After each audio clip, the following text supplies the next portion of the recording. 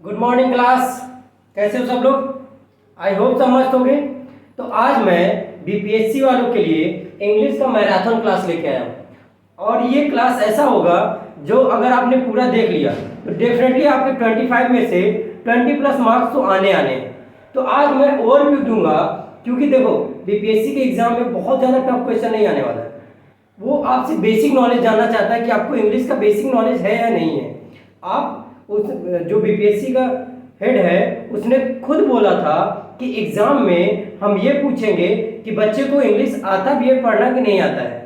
तो इस तरीके से आज मैं जो मैराथन क्लास लूंगा वो पूरा इंग्लिश का रिवीजन रहेगा, डीप क्लास नहीं रहेगा। ये मत करना सर ये नहीं पढ़ाए वो नहीं पढ़ाए, क्योंकि डीप आना भी नहीं है, सिर्फ और सिर्फ बेसिक नॉलेज आएगी। और मैं ये आज एक क्लास में पूरा आपका बेसिक नॉलेज इंग्लिश का देने वाला हूँ जो आपके बीपीएससी के लिए बहुत ही कारगर होगा। और बीपीएससी ही नहीं, स्टेट लेवल के कई एग्जाम होते हैं जिसमें बहुत कम लेवल के इंग्लिश पूछे जाते हैं, वो सारे एग्जाम में ये बेनिफिशियल होगा। राइट, तो टाइम वेस्ट ना करते हुए क्लास स्टार्ट करते हैं। तो हम पढ़ेंगे, पहले पढ़ेंगे क्या, टेंस, फिर टेंस से related active voice, active and passive पढ़ेंगे। फिर हम पढ़ेंगे पार्ट्स ऑफ स्पीच,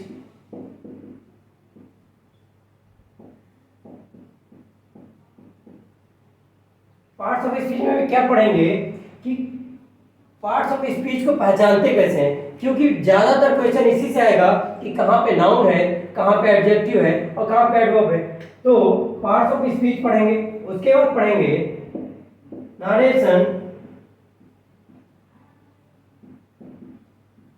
और इन्हीं से क्वेश्चन बनने वाले। राइट, तो रब करता हूं और शुरू करता हूं आज का क्लास 10 से।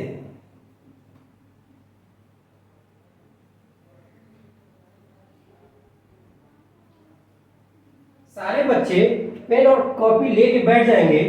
भाई कॉपी तो होता नहीं, नोटबुक होता है, तो नोटबुक लेके बैठ जाएंगे और जो मैं लिखाना चाह रहा हूं या तो उसको नोट कर लो या तो स्क्रीनशॉट ले लो, लेकिन जो मैं लिखा रहा हूं उसको बहुत ध्यान से देखना और कमेंट बॉक्स में कमेंट भी करते रहना। राइट, तो चलो अगर हम बात करें टेंस की, राइट, तो टेंस कितने प्रकार के होते हैं? टेंस 3 प्रकार के होते हैं। कौन कौन से होते हैं? Present, past and future. और इनके भी 4 ब्रांचेज होते हैं। जैसे जैसे प्रेजेंट के साथ इंडेफिनिट लग जाएगा,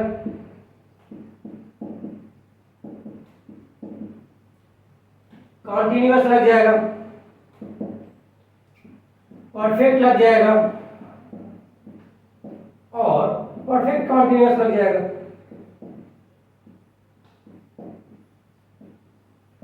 तो मैंने क्या बताया कि टेंस 3 प्रकार के होते हैं। There are 3 types of tense. कौन कौन से? Present, past, future. इनके भी 4 ब्रांचेज होते हैं, जैसे indefinite, continuous, perfect, perfect continuous. Right, अब देखो प्रेजेंट को रिप्रेजेंट करता है, पास्ट जो बीत गया उसका रिप्रेजेंट करता है, और फ्यूचर जो आने वाला है उसको रिप्रेजेंट करता है। राइट, तो चलो प्रेजेंट से शुरू करते हैं। देखो क्लास में बहुत तेज पढ़ाने वाला हूँ क्योंकि मैराथन क्लास है और मैं चाहता हूँ कि 1 से 1.5 घंटे में आपका पूरा इंग्लिश रिवीजन हो जाए और 25 में से मैक्सिमम 20 प्लस आए। क्योंकि 20 प्लस क्यों बोल रहा हूँ? क्योंकि वर्ड पावर भी आ सकता है। वर्ड देखो, वर्ड पावर नहीं आया ना तो 25 के 25 क्वेश्चन तुम्हारे इसी से आ जाएंगे, लेकिन अगर वर्ड पावर आ गया तो 5 नंबर तुमको वर्ड पावर से भी आने के चांसेस हैं। चलो अब बात करते हैं प्रेजेंट का। प्रेजेंट में भी पहले हम देखेंगे प्रेजेंट इंडेफिनिट।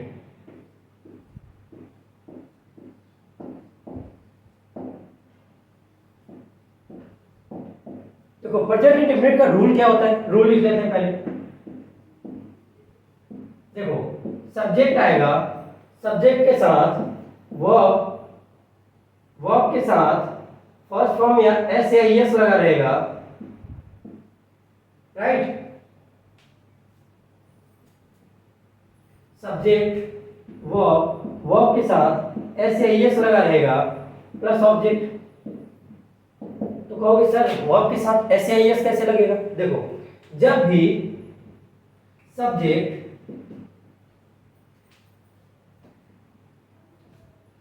सिंगुलर होगा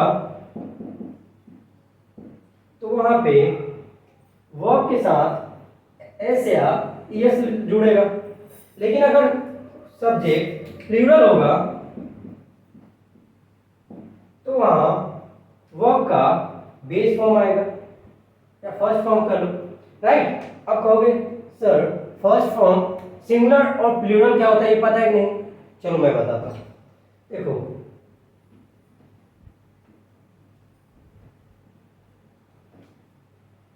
प्लूरल में मान लो आई, वी, यू, दे, इन सब के साथ एक से ज्यादा होगा तो उसके साथ वर्ब का बेस फॉर्म लगेगा या वर्ब का फर्स्ट फॉर्म लगेगा। लेकिन अगर हम बात करें ही, शी, इट, नेम, इनके साथ हमेशा वर्ब के साथ एस का यूज करेंगे। और निगेटिव में इसके साथ अगर हम बात करें निगेटिव में या इंट्रोगेटिव में तो डू या डज का प्रयोग करेंगे। वही रूल है सिंगुलर के साथ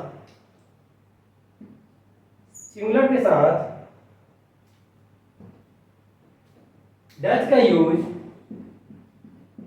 जबकि प्लूरल के साथ डू का यूज करेंगे, राइट। समझ आ रहा है कि नहीं? मैंने कहा प्रेजेंट इंडेफिनिट का रूल होता है सब्जेक्ट प्लस वर्ब के साथ एस प्लस ऑब्जेक्ट। अगर वो सेंटेंस सिंगुलर होगा तो वहां वर्ब के साथ एस लगेगा। सिंगुलर में क्या क्या आ सकता है? ही, शी, इट, नेम इत्यादि, etc। लेकिन अगर प्लूरल की बात करते हैं, प्लूरल एक से ज्यादा के लिए यूज किया जाता है, लेकिन आई को भी प्लूरल में लेके चलते हैं। आई के साथ भी एस नहीं लगाते हैं। We, you, they and all, इनके साथ वर्ब का बेस फॉर्म या फर्स्ट फॉर्म लगाते हैं, इनके साथ एस नहीं लगाते हैं। लेकिन जब इसका निगेटिव बनाएंगे तो उसके साथ भी फर्स्ट फॉर्म के साथ डज लगाएंगे, और नहीं सिंगुलर के साथ डज लगाएंगे और प्लूरल के साथ डू लगाएंगे। सेंटेंस के थ्रू समझाऊंगा तो ज्यादा समझ में आएगा, राइट। चलो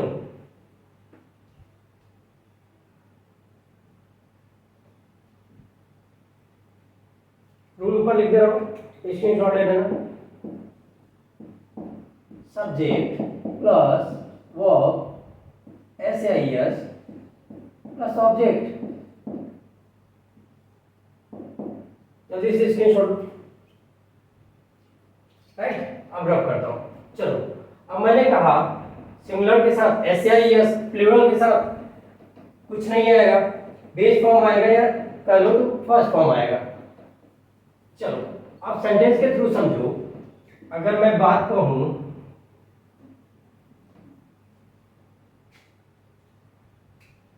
रोहन प्ले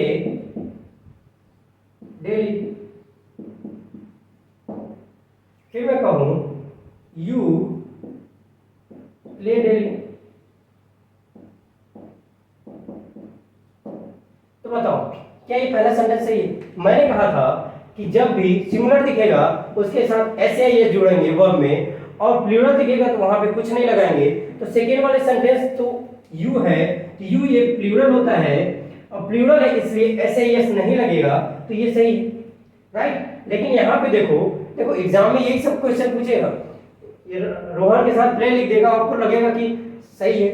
लेकिन ये यहाँ पे प्लूरल के साथ एस लगाएंगे क्योंकि रोहन के साथ एस लगाएंगे क्योंकि रोहन एक सिंगुलर है, और सिंगुलर नाउन के साथ हमेशा एस वर्ब में जोड़ के लगाते हैं। अब इसी को निगेटिव बनाना होगा। मैंने कहा था डू या डज कैसे लगाएंगे, तो देखो इसी का निगेटिव और इसी का इंटरोगेटिव बनाते हैं। तो कहें Rohan does not play daily. फिर हम कह सकते हैं इंटरोगेटिव बनाना होगा तो कह सकते हैं डज रोहन प्ले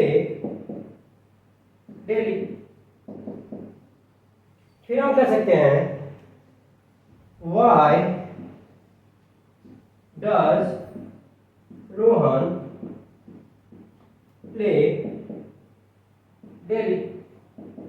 राइट। तो इस तरीके से सेंटेंस बनाएंगे। तो इसको स्क्रीनशॉट ले लो, फिर मैं बताता हूं कि कैसे पता करेंगे कि वहां पे प्रेजेंट इंडेफिनिट ही होगा, क्योंकि सेंटेंस ऐसा तो है नहीं कि कुछ क्वेश्चन तो ऐसे फंसाएगा, कुछ क्वेश्चन में ऐसा देगा आईएनजी फॉर्म लगा देगा, कॉन्टिन्यूअस में लगा देगा, और कुछ कीवर्ड्स होते हैं उनको नोट कर लो।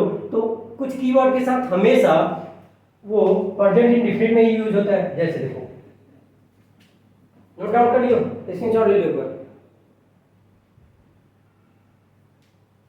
हो गया? चलो,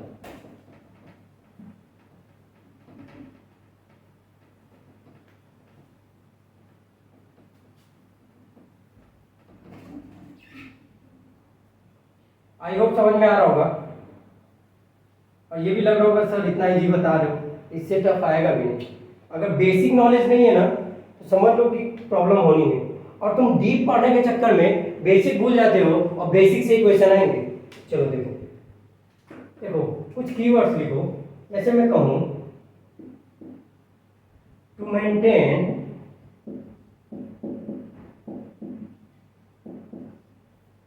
habit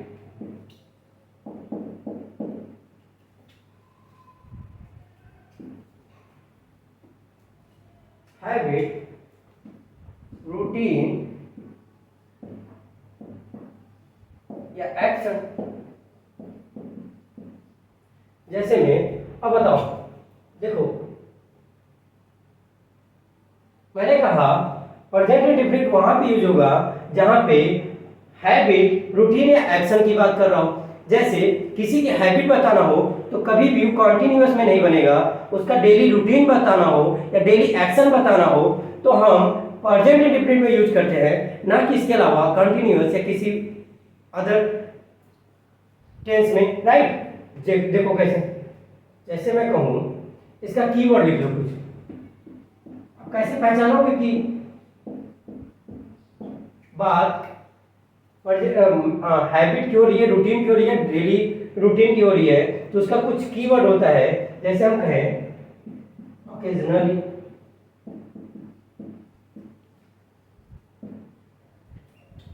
daily, frequently,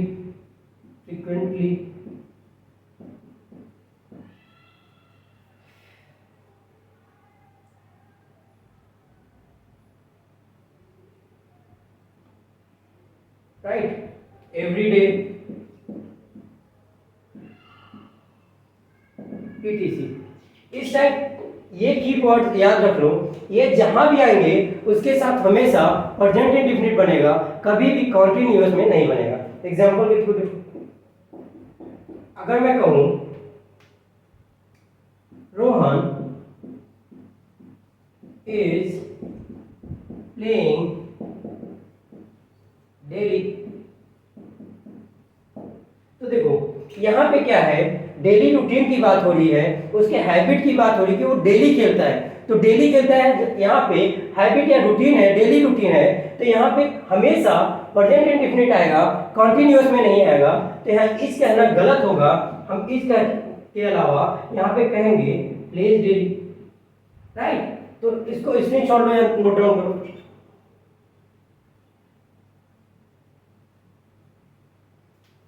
note down कर लिए? चलो, इस कुछ और वर्ड भी लिख सकते हो, जैसे occasionally, daily, frequently, often, usually. ऐसे कई वर्ड हैं जो डेली रूटीन को रिप्रेजेंट करते हैं, वहां पे प्रेजेंट इंडेफिनिट बनेगा, उसके अलावा कोई भी टेंस नहीं बनेगा। चलो आप देखो, दूसरा क्या है, ये तो हो गया सर, डेली रूटीन आ जाएगा, या बात करें हैबिट की तो वहां पे प्रेजेंट इंडेफिनिट यूज होगा।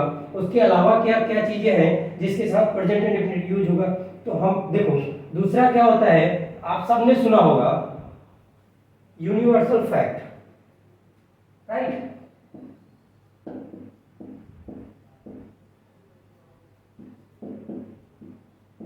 यूनिवर्सल फैक्ट जब भी आएगा तो उसके साथ भी हमेशा प्रेजेंट इंडेफिनिट यूज करेंगे, मतलब इंडेफिनिट यूज करेंगे। उसके अलावा कोई भी वर्ड और कोई भी टेंस यूज नहीं करेंगे। जैसे एग्जाम्पल के थ्रू लो,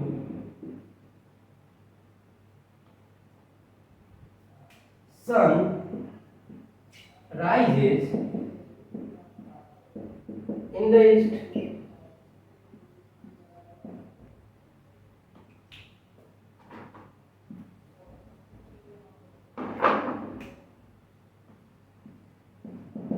राइट, देखो sun rises in the east, मतलब देखो ये यूनिवर्सल फैक्ट है कि सूर्य देव हमेशा ईस्ट से ही निकलते हैं, कभी क्या पश्चिम से निकल सकता है क्या?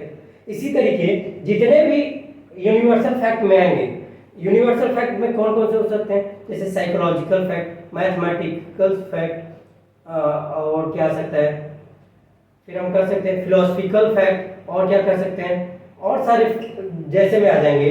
तो वहां पे हमेशा प्रेजेंट इंडेफिनिट में रखेंगे। राइट, अब देखो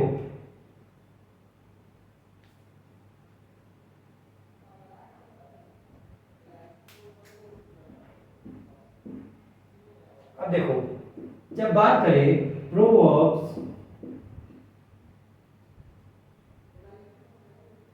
अगर हम बात करें प्रोवर्ब्स की, या हम बात करें किसी राइटर की सेज की, तो वहां पे भी प्रेजेंट इंडेफिनिट की बात होगी, ना कि कोई और सेंटेंस की। जैसे हम कहें slow and steady wins the race.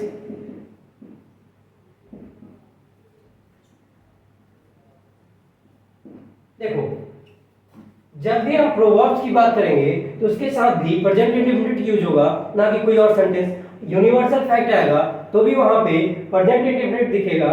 और मैंने बताया हैबिट, रूटीन या एक्शन की बात करेगा, डेली रूटीन की बात करेगा, तो वहां पे प्रेजेंट इंडेफिनिट आएगा। तो इसको भी स्क्रीनशॉट ले लो। इसके अलावा प्रेजेंट इंडेफिनिट से कुछ नहीं पूछने वाला है, और इसके अलावा कुछ आता भी नहीं प्रेजेंट इंडेफिनिट में। या डीप जाओ या ऊपर ऊपर से पढ़ो, क्वेश्चन बनेंगे तो ऐसे ही बनेंगे। राइट, नोट डाउन करो। नोट डाउन हो गया? चलो,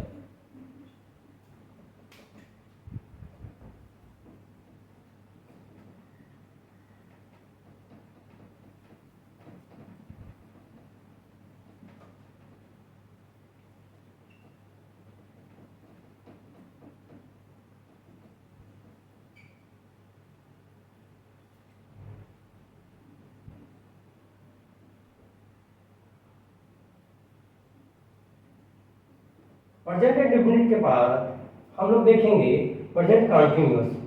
राइट, प्रेजेंट कंटीन्यूअस क्या होता है? प्रेजेंट कंटीन्यूअस का पहले रूल लिख लो।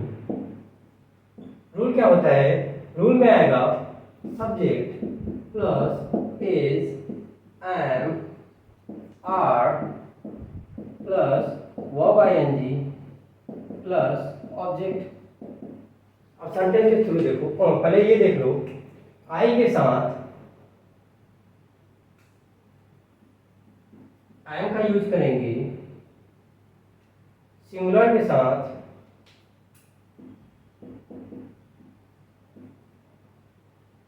इसका यूज करेंगे, और प्लूरल के साथ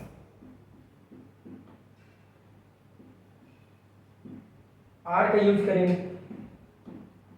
अब सबको पता है कि सिंगुलर क्या है और प्लूरल क्या है, बार बार लिखने की जरूरत तो है नहीं। तो सिंगुलर के साथ इसका यूज करना और प्लूरल के साथ आर का। और इंटरोगेटिव बनाने के लिए भी सेम जो प्रेजेंट इंडेफिनिट में यूज हुआ है उसी तरीके इसको भी यूज करेंगे।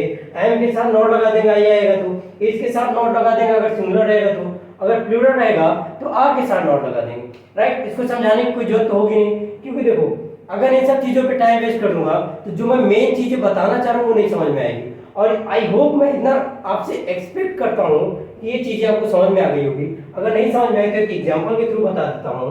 जैसे मैं कहूँ आई एम प्लेइंग, तो देखो ये सब्जेक्ट हो गया, ये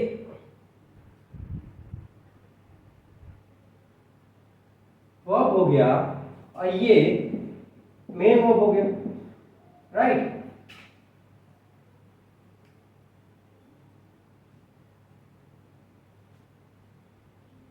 इसे हम लिंकिंग वर्ब भी कर सकते हैं।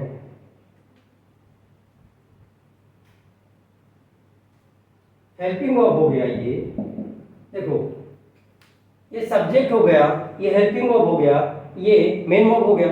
अब देखो helping verb is am are यहाँ पे लगा है क्योंकि यहाँ पे आई है, आई की जगह शी होता तो इज लगता, और यू होता तो आर लगता, लेकिन मेन वर्ब में आईएनजी जोड़ के हम कॉन्टिन्यूअस टेंस बनाते हैं, राइट। इसी तरीके अगर नेगेटिव बनाना हो तो I am not playing, interrogative बनाना हो तो I am I not am I playing, फिर इंटरोगेटिव अगर वाई वर्ड लगा के लगाना हो तो why am I not, why am I playing, इस तरीके से बनाएंगे।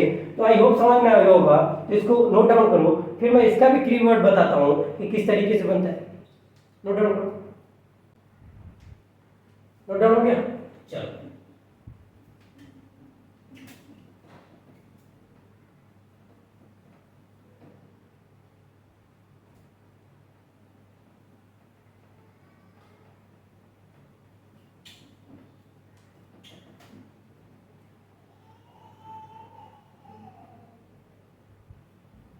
चलो कॉन्टिन्यूअस की बात करते हैं, तो कॉन्टिन्यूअस हमेशा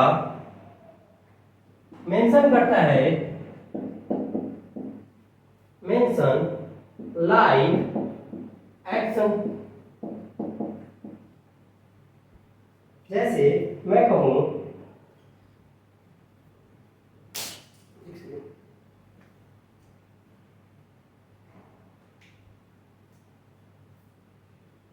मैं कहूं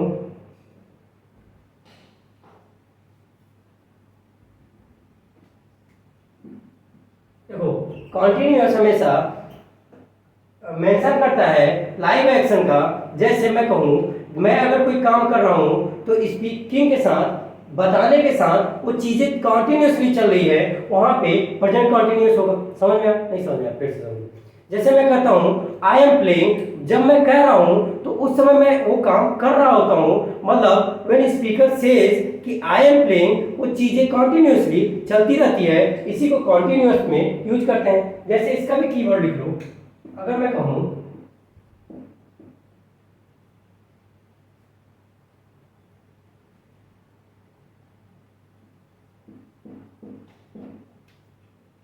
now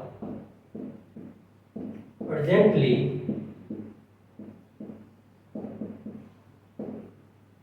at this time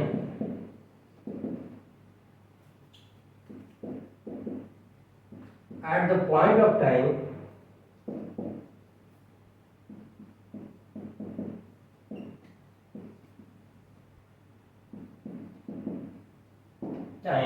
ये चीजें जहां भी दिख जाएगी वहां समझ जाना कि वहां पे कॉन्टिन्यूअस यूज होगा, वहां पे इसके अलावा कोई टेंस यूज नहीं होगा। जैसे now, presently, at this time, at the point of time. इसी तरीके जो भी कॉन्टिन्यूअस टेंस को रिप्रेजेंट करते हो वो वर्ड दिख जाए तो डेफिनेटली वहां पे हमेशा कॉन्टिन्यूअस में टेंस आएगा, कभी भी प्रेजेंट इंडेफिनिट या किसी अदर टेंस में नहीं आएगा। एग्जांपल के थ्रू देखो, जैसे मैं कहूं आई एम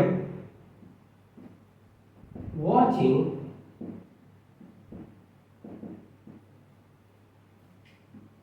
मूवी नाउ। अब देखो अगर मैं यहाँ पे I watch movie now, now क्या है? प्रेजेंट कर रहा है, रिप्रेजेंट कर रहा है, यहाँ पे कॉन्टिन्यूअस टेंस की बात हो रही है, मतलब स्पीकर के स्पीकर के कहने के साथ साथ क्रिया काम चल रहा है, इसलिए यहाँ पे कॉन्टिन्यूअस होगा। क्योंकि कीवर्ड वहां पे नाउ दिख रहा है, इसलिए हमेशा ही कॉन्टिन्यूअस होगा। अगर यहाँ कहीं वॉच दिख जाए या वॉच दिख जाए बिना किसी हेल्पिंग वर्ब के, तो हमेशा वो सेंटेंस गलत होगा, क्योंकि लाइव एक्शन को बताने वाला टेंस होता है प्रेजेंट कॉन्टिन्यूअस, और ये कीवर्ड जहां भी दिख जाएंगे वहां पे प्रेजेंट कॉन्टिन्यूअस होगा, उसके अलावा कुछ नहीं। स्क्रीनशॉट लो जल्दी से।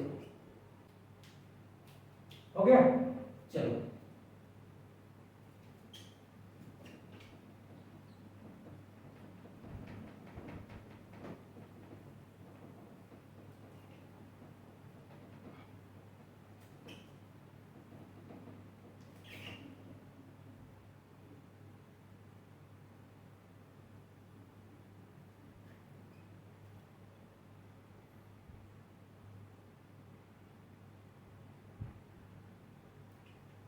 ये तो हो गया at the time of speaking की बात। अगर हम बात करें not at the time of speaking,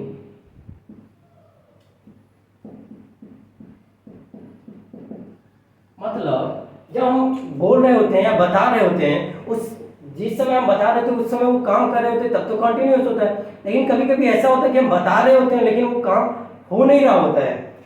तो जैसे तो वहां पे कहेंगे लाइव एक्शन के लिए यूज नहीं होता है, वहां होता है टू मेंशन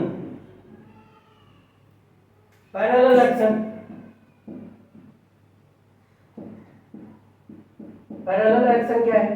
मतलब जब हम वो चीजें बता रहे हैं तो पैरेलल में वो काम चल रही है, लेकिन जब हम बोल रहे हैं वो उस समय वो काम नहीं चल रही, लेकिन पैरेलल में वो काम चल रही है। इसका कीवर्ड क्या होता है? इसका कीवर्ड जब भी दिख जाए, जैसे नाउअडेज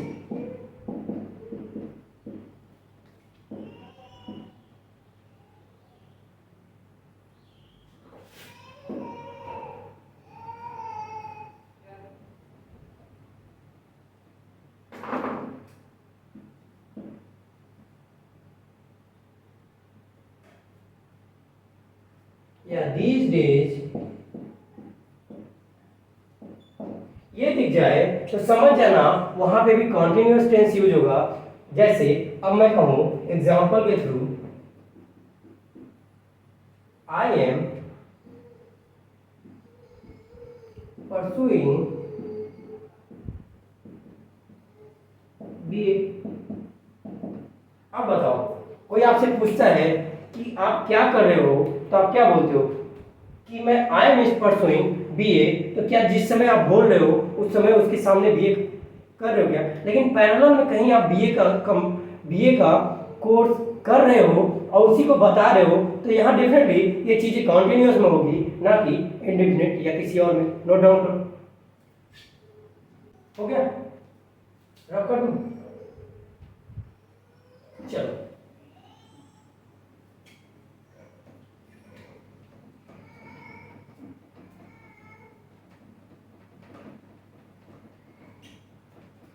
एक सेकंड देखो।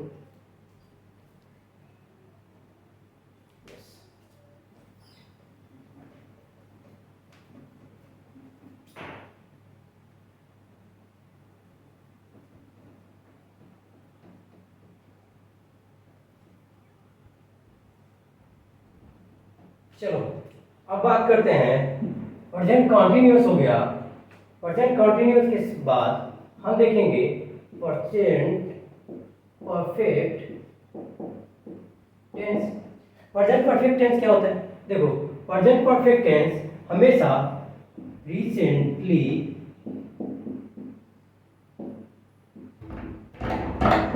की बात बताता है, जो जिसको फील किया जा सकता है, वहां पे प्रेजेंट परफेक्ट टेंस का यूज होता है। कैसे? अगर मैं कहूं कोई चीज अभी अभी खत्म हुई है, तो वहां पे पास्ट इंडेफिनिट यूज नहीं करेंगे, सॉरी, वहां पे हम यूज करेंगे प्रेजेंट परफेक्ट टेंस का, क्योंकि जब चीजें फेल्ड की जा सकती है कि अभी अभी समाप्त हुई है, वहां पे प्रेजेंट परफेक्ट लगाएंगे। इसका रूल क्या होता है? रूल लिखो, subject plus has have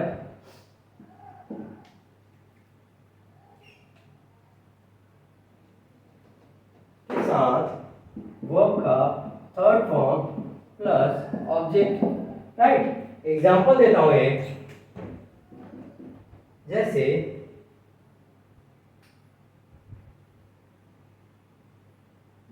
he has taken medicine. देखो मैंने यहाँ पे जब कहा ही हैज टेकन मेडिसिन, मतलब उसने अभी अभी मेडिसिन ली है। लेकिन अगर मैं कहूँ who he took medicine yesterday, मतलब स्पेसिफिक टाइम की बात कर रहा हूँ, तो वहाँ पे पास्ट इंडेफिनिट, लेकिन अभी तुरंत खत्म हुआ वो। देखो पास्ट इंडेफिनिट, सॉरी पानी पी लो एक सेकंड, सॉरी, हो गया होगा।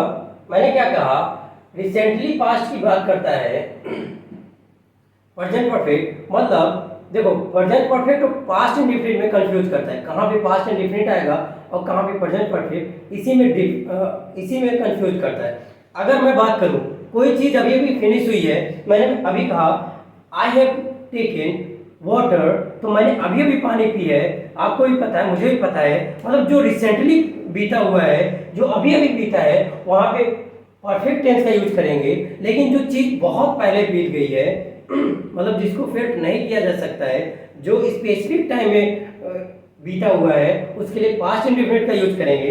तो प्रेजेंट परफेक्ट क्या होता है समझ में आ गया होगा। इसका भी कुछ कीवर्ड लिखो।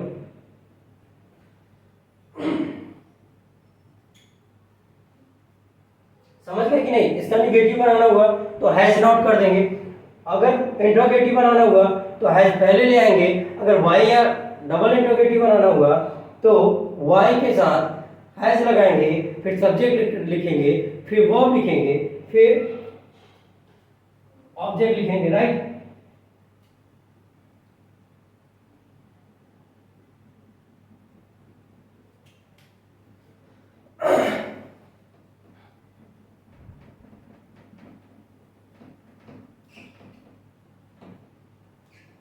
देखो अब मैं प्रेजेंट परफेक्ट को और पास्ट इंडेफिनिट को एक साथ पढ़ाऊंगा, क्योंकि कंफ्यूजन यहीं पे क्रिएट किया जाता है। तो देखो यहाँ पे पास्ट इंडेफिनिट, देखो पास्ट इंडेफिनिट में क्या होता है, देखो पास्ट इंडेफिनिट भी बता दूं, जैसे स्पेसिफिक,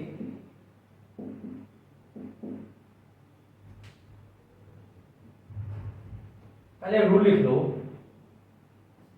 रूल क्या होता है, सब्जेक्ट के साथ वर्ब का सेकेंड फॉर्म प्लस ऑब्जेक्ट होता है। अगर इंट्रोगेटिव निगेटिव या इंट्रोगेटिव बनाना हुआ तो वहां डिड का यूज करते हैं, राइट। एक सेंटेंस के थ्रू बनाओ, जैसे I bought a book yesterday, right.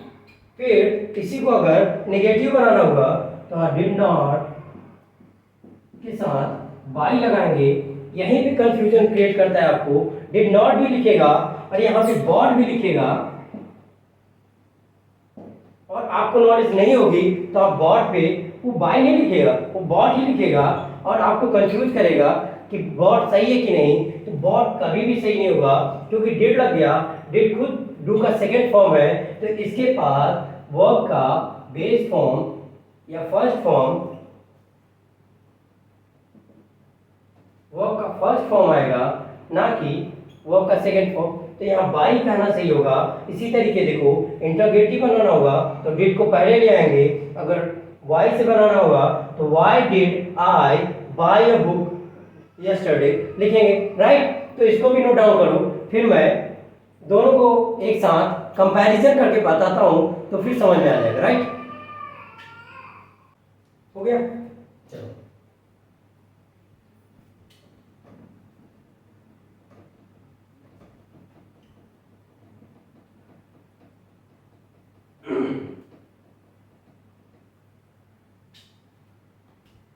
तो आपको समझ में आ गया होगा, प्रेजेंट परफेक्ट रिसेंटली पास्ट होता है, जबकि पास्ट इंडेफिनिट क्या होता है, पास्ट स्पेसिफिक टाइम बताता है, वहां पे पास्ट इंडेफिनिट होता है। तो चलो कुछ कीवर्ड लिखो, प्रेजेंट इंडेफिनिट का कीवर्ड क्या होगा, पूरा लिख दो। देखो जैसे मैं कहूं येट,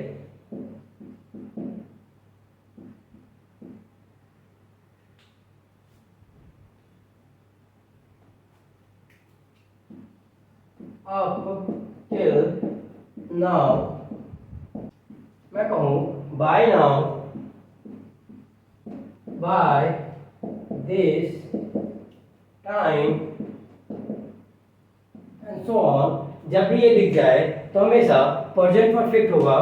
कीवर्ड्स याद रख लो, क्योंकि ये दिख जाता है हमें कभी कभी, कभी अप टिल नाउ दिख जाता है, कभी बाय नाउ दिख जाता है, बाय दिस टाइम दिख जाता है। इस तरीके से और भी कीवर्ड है कर सकता हूँ, जैसे कर सकता हूँ जस्ट, ऑलरेडी, ये सब दिख जाए तो इसके साथ हमेशा याद रखना कि कीवर्ड जब ये दिख जाए तो प्रेजेंट परफेक्ट होगा, उसके अलावा कुछ नहीं होगा। और मैंने बताया प्रेजेंट परफेक्ट रिसेंटली पास्ट के लिए यूज होता है, तो आई होप समझ में आ गया होगा। चलो रब करते हैं इसको, रब करें, स्क्रीनशॉट होगी, ले लो स्क्रीनशॉट, हो गया। चलो अब देखेंगे पास्ट इंडेफिनिट। अब मैं कीवर्ड क्यों लिखा रहा हूँ, कीवर्ड इसलिए लिखा रहा हूँ क्योंकि हो सकता है कुछ चीजें देखने को मिल जाए, और जब ये भी कीवर्ड दिख जाए तो हमेशा याद रखना कि वहां पे वही टेंस यूज होगा जिसका कीवर्ड दिया हुआ है। और ये सब नहीं भी याद रखना है ना, बहुत ज्यादा अगर टफ हो रहा हो तो इसको मत याद रखो। डिफरेंटली देखो सेंस क्या बता रहा है, कि रिसेंटली पास्ट की बात बता रहा है या पास्ट स्पेसिफिक की बात बता रहा है। देखो अब देखो पास्ट इंडेफिनिट क्या होता है, इसकी बात कर रहा हूं, है ना। तो ये पास्ट स्पेसिफिक टाइम की बात बताता है। जैसे कीवर्ड इसका क्या होगा, दे दे, yesterday,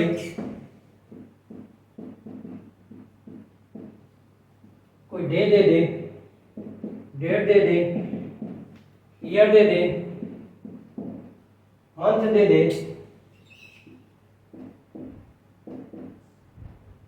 and past specific time बताने वाले कोई भी वर्ड दे दे, वहां पास्ट इंडेफिनिट होगा। एग्जाम्पल के थ्रू देखो, जैसे मैं कहूं आई हैव प्लेड यस्टरडे, तो बताओ इसमें कोई कमी है? कहोगे सर हैव के साथ थर्ड फॉर्म लगा है,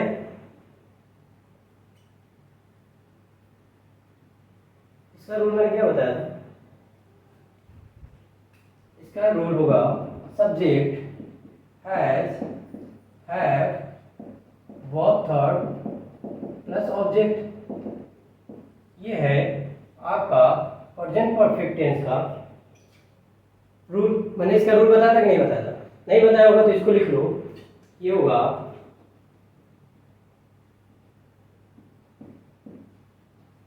subject has, have, verb third plus object, right.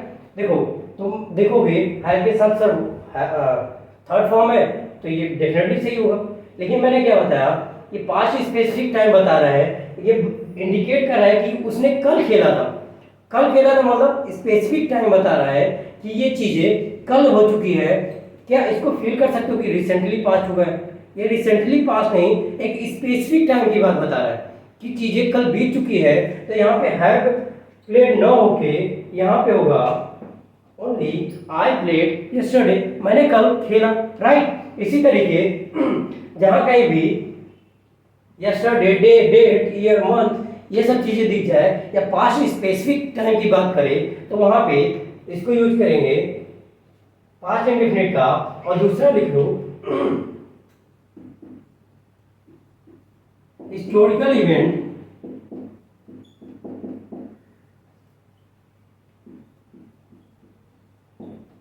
को भी पास्ट इंडेफिनिट में रिप्रेजेंट करते हैं। जैसे अगर हिस्ट्री की कोई भी बात करेंगे, जैसे अकबर, बाबर, एंड की बात करेंगे, तो वहां पे पास्ट इंडेफिनिट यूज करेंगे, ना कि प्रेजेंट परफेक्ट, क्योंकि वो चीज बहुत पहले बीत चुकी है, एक स्पेसिफिक पास्ट की स्पेसिफिक टाइम में चीजें हो चुकी है, इसलिए वहां पे पास्ट इंडेफिनिट का यूज करेंगे। आई होप समझ में आ गया होगा कि प्रेजेंट परफेक्ट और पास्ट इंडेफिनिट क्या होता है, राइट। नोट डाउन करो। देखो पढ़ाने के लिए बहुत कुछ है इसमें, मैं पढ़ाने लगूंगा तो 6-7 घंटे इसी में चले जाएंगे, लेकिन ये मैराथन क्लास है और मैं ये चाहता हूँ कि आपको 25 में 20 नंबर बहुत कम समय में आ जाए, ना कि आपको डीप पढ़ा के यहाँ पे कंफ्यूज करूँ, राइट? नो, स्क्रीनशॉट ले लो। चलो, हो गया। अब इसी के साथ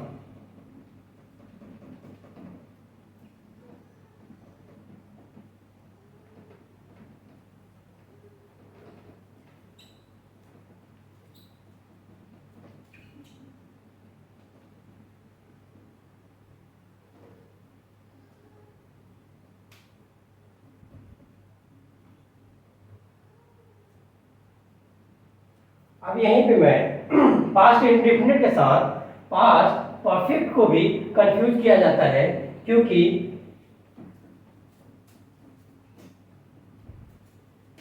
पास्ट परफेक्ट मोर पास्ट होता है या पास्ट और पास्ट की बात करता है, जबकि पास्ट परफेक्ट और पास्ट इंडेफिनिट स्पेसिफिक टाइम की बात करता है, तो इनको हमेशा कंफ्यूज किया जाता है। तो मैं इसी के साथ पास्ट परफेक्ट समझा देता हूँ, उसके बाद तो और भी चीजें में कंफ्यूजन नहीं होगी। चलो, पास्ट परफेक्ट देखो, पास्ट परफेक्ट क्या होता है? पास्ट ऑफ पास्ट,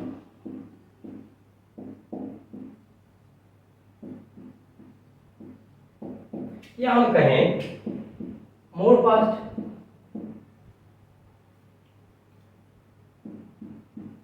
तो कहोगे सर कि पास्ट ऑफ पास्ट क्या है या मोर पास्ट क्या है? तो जो चीजें पास्ट से भी पास्ट में बीत गई हो उसकी बात, उसके लिए हम पास्ट परफेक्ट का यूज करते हैं। जैसे मैं कहूँ, एक एग्जांपल लेता हूँ, उसने मैच, नहीं हिंदी में नहीं बताऊंगा, इंग्लिश में बताऊंगा। देखो, पास्ट और पास्ट क्या होता है? जो पास्ट के स्पेसिफिक टाइम से भी पहले बीत गया हो, सेंटेंस के थ्रू समझ में आएगा। देखो,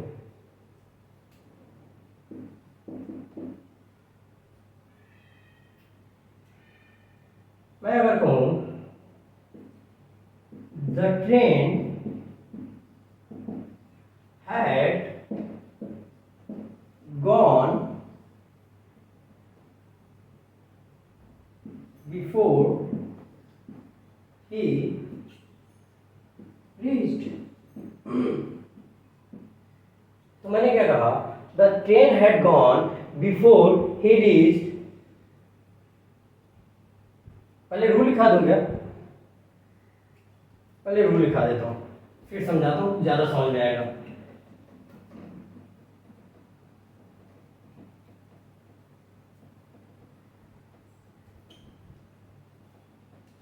मैं अगर कहूं एग्जाम्पल, रूल कहूं, रूल क्या होता है? Subject plus had plus verb का थर्ड फॉर्म फिर ऑब्जेक्ट। इसके साथ सिंगुलर या प्लूरल का कोई झंझट नहीं होता है। और एग्जाम में कहीं भी हैड दिख जाए तो सबसे पहले क्या करना? वर्ब का थर्ड फॉर्म ढूंढना। और अगर वो पैसिव में होगा तो हैड के साथ क्या लगता है? बीन लगता है क्या? वो मैं बताऊंगा अभी। देखो, जैसे मैं कहूं आई हैड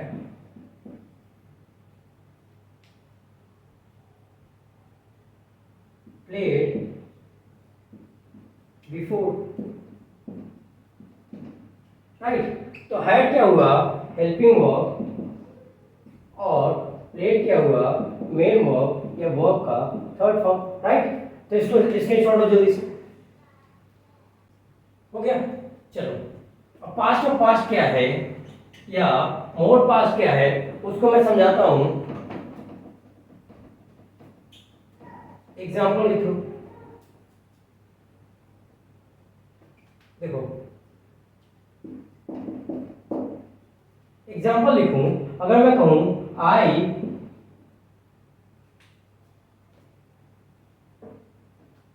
चलो दूसरा कोई सेंटेंस बनाता हूं, doctor found that patient took some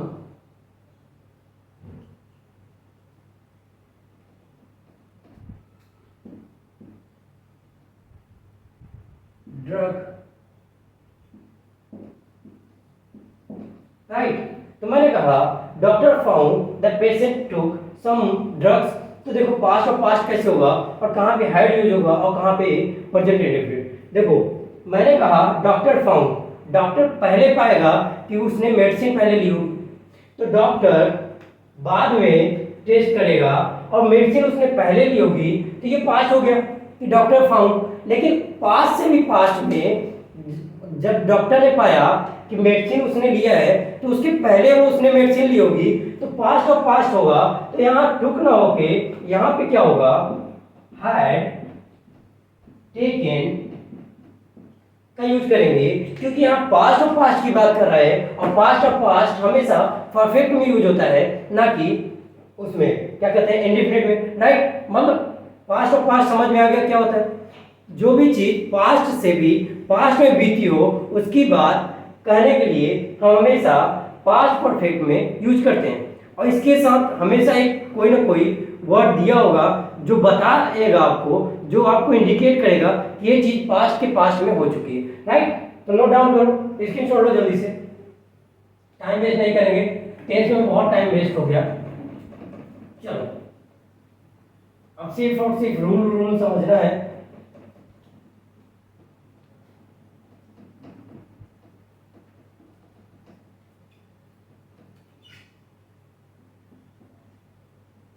class चल रही कि नहीं? चल रही। 1:08 के लगभग होने वाले हैं और टेंस ही नहीं खत्म हुआ। चलो टेंस समझ में आ गया ना, तो आगे और चीजें आसान होती चली जाएगी। प्रेजेंट इंडेफिनिट हो गया, प्रेजेंट कॉन्टिन्यूअस हो गया, प्रेजेंट परफेक्ट हो गया, पास्ट इंडेफिनिट हो गया, पास्ट परफेक्ट हो गया। अब देखो प्रेजेंट परफेक्ट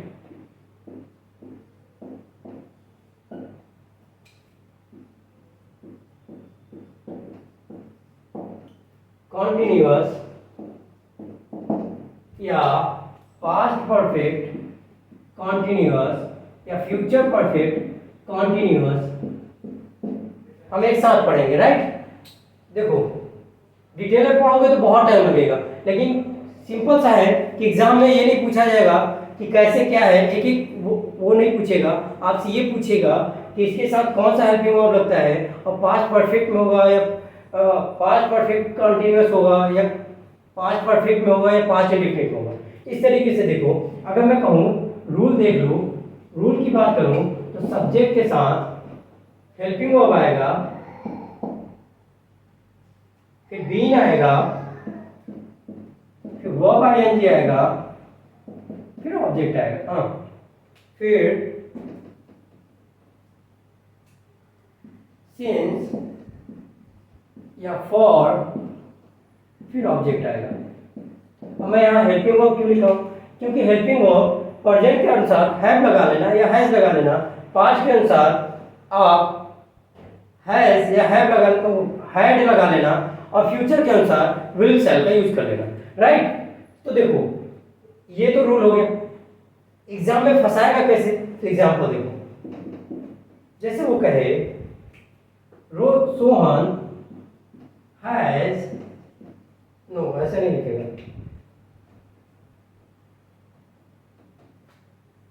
सोहन played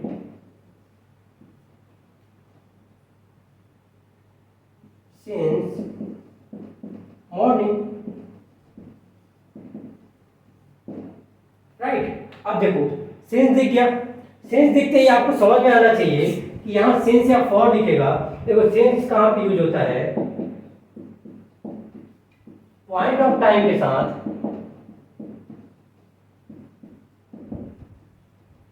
जिसमें आ सकता है लास्ट वीक, यस्टरडे, कोई फेस्टिवल का नेम,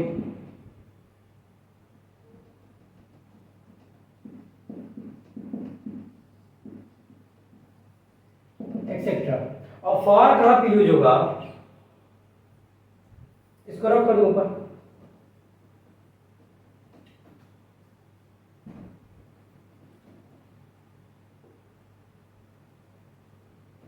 फॉर का यूज पीरियड ऑफ टाइम के लिए यूज होगा, पीरियड ऑफ टाइम, जैसे 2 hours, 2 days, 3 week and etcetera. तो फॉर कहाँ पे यूज होगा? पीरियड ऑफ टाइम के साथ। और सिंस कहाँ पे होगा? पॉइंट ऑफ टाइम के साथ।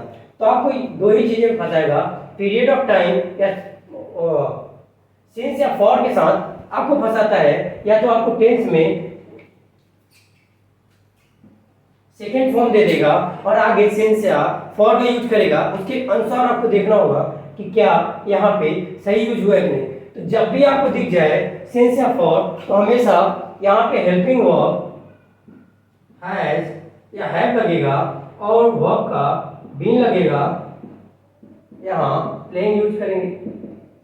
देखो, पास्ट हो या फ्यूचर हो या प्रेजेंट परफेक्ट कॉन्टिन्यूअस हो, तीनों में आपको दो चीज तरीके से क्वेश्चन बनता है। या तो सेंस फॉर्म में फंसाएगा, या तो आपको सेकेंड फॉर्म दे देगा और यहाँ पे या कुछ भी कर देगा, लेकिन यहाँ पे हैज बीन प्लेइंग नहीं लिखेगा, और जो स्ट्रक्चर है उसको ना लिख के और कुछ भी लिखेगा और आपको कंफ्यूज करेगा।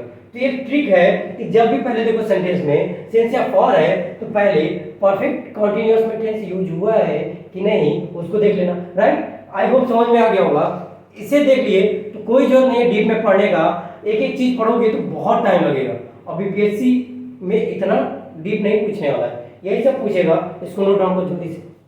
हो गया, चलो।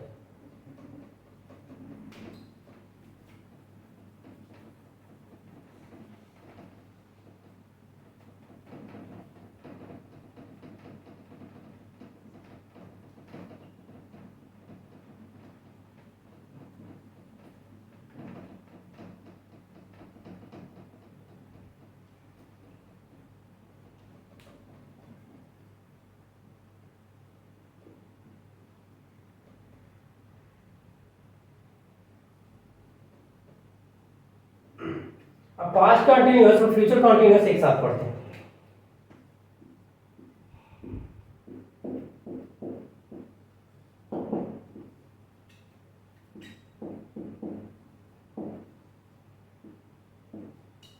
क्वेश्चन इन सबसे ज्यादा फंसाएगा भी नहीं, इन सबसे ज्यादा क्वेश्चन फंसता भी नहीं है। देखो, पास्ट कंटिन्यूअस होगा तो सब्जेक्ट प्लस वाज या were plus verb ING plus object. लेकिन अगर वही फ्यूचर कॉन्टिन्यूअस होगा तो फ्यूचर कॉन्टिन्यूअस में subject plus shall, will plus be plus verb ING plus object. Right, जिस तरीके से प्रेजेंट इंडेफिनिट में बनाया था कि ही इज प्लेइंग, इसी तरीके से यहाँ पे कर दोगे ही वॉज प्लेइंग। सिंगुलर के साथ वॉज का, प्लूरल के साथ विल का, प्लूरल के साथ वर का। लेकिन यहाँ पे फंसता है शैल और आई विल का यूज कैसे करते हैं। तो शैल का यूज हमेशा आई और वी के साथ, और विल का यूज हमेशा अदर के साथ।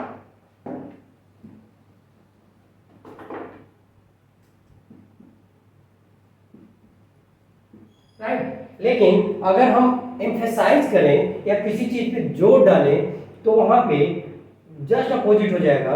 विल का यूज आई के साथ और वी के साथ, और शैल का यूज अदर के साथ। राइट, इसी तरीके आई होप पास्ट कॉन्टिन्यूअस और फ्यूचर कॉन्टिन्यूअस समझ में आ गया होगा।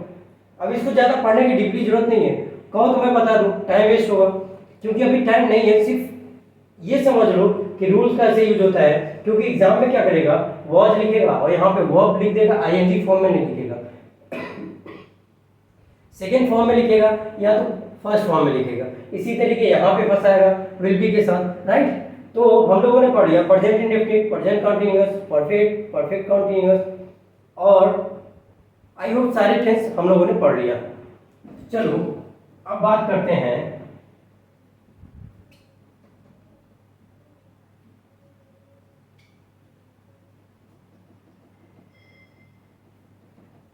दो टेंस बचा है, कौन कौन से? परफेक्ट और फ्यूचर परफेक्ट।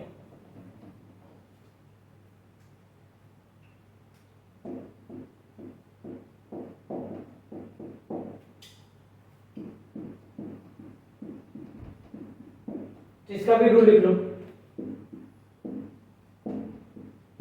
अगर पास्ट परफेक्ट की बात करेंगे, पास्ट परफेक्ट तो पढ़ लिया शायद, फ्यूचर परफेक्ट बचा है।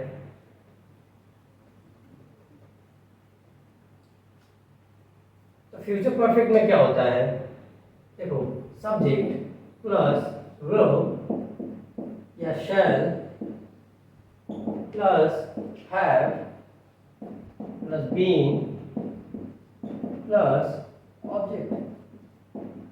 जैसे मैं कहूं सोहन will have,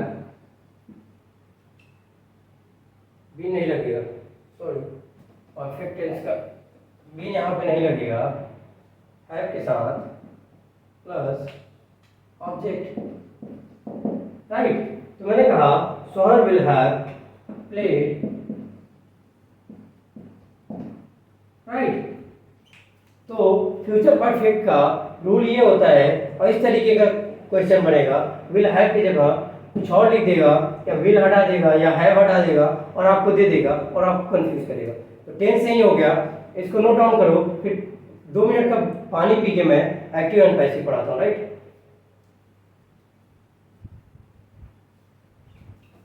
चलो अब बात करते हैं वॉइसेस। वॉइसेस में 10 मिनट में पढ़ाऊंगा, 10 से 15 मिनट में, एंड आई होप उसके बाद आपका वॉइस कभी गलत नहीं होगा। और यही नहीं, केवल बीपीएससी में नहीं, कहीं भी एग्जाम में देख लेना, वो ट्रिक्स अगर 99% चीज़ें नहीं हो गई तो बताना।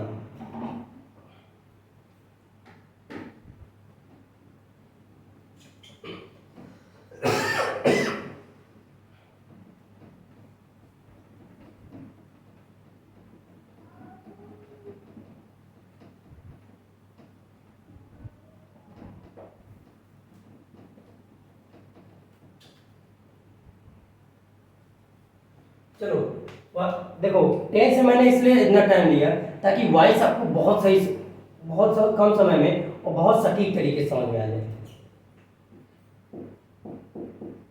वॉइस देखो, वॉइस 2 तरीके के होते हैं, एक एक्टिव वॉइस, एक पैसिव वॉइस। देखो एक्टिव वॉइस तो सिंपल है, जैसे जिसमें होगा सब्जेक्ट, वो देखो जैसे मैंने कहा ही प्लेड हॉकी, राइट। इसी को अगर पैसिव वॉइस में बनाना हो तो क्या करोगे, देखो पहला क्या हो गया,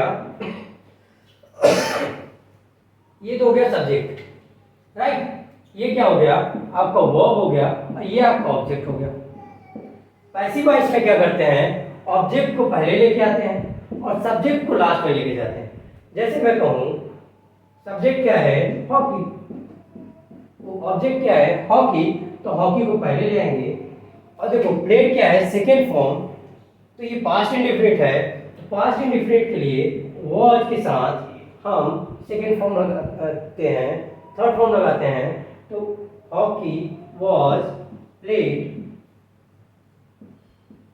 और इसके साथ हम बाई यूज करके फिर हम सब्जेक्ट को लास्ट में लिखते हैं। तो यहाँ पे लिखेंगे बाई और ही की जगह लिखेंगे ऑब्जेक्टिव केस में, क्योंकि वर्ब के बाद हमेशा ऑब्जेक्टिव केस में आता है, वर्ब के पहले सब्जेक्टिव केस में, वर्ब के बाद ऑब्जेक्टिव केस में, राइट। तो वहाँ ऑब्जेक्टिव केस में यूज हो रहा है, प्रीपोजिशन के बाद भी ऑब्जेक्टिव केस आता है, सबको पता है, राइट। तो मैंने क्या बताया, ही प्लेड हॉकी, और जब एक्टिव वॉइस को पैसिव वॉइस बनाना हो तो सब्जेक्ट को ऑब्जेक्ट की जगह और ऑब्जेक्ट को सब्जेक्ट की जगह रखेंगे, और बाई के साथ हम इस सेंटेंस को जोड़ेंगे। अब कैसे यहाँ पे वॉज आ गया, ये तो अगर आपने पढ़ा है तब तो बहुत सही है, नहीं पढ़ा है तो समझ में नहीं आ रहा होगा कि सर यहाँ पे वॉज कैसे आ गया। तो यही मैं ट्रिक बताऊंगा, और बहुत सटीक ट्रिक और बहुत इजी तरीका है कैसे इसको याद रखेंगे।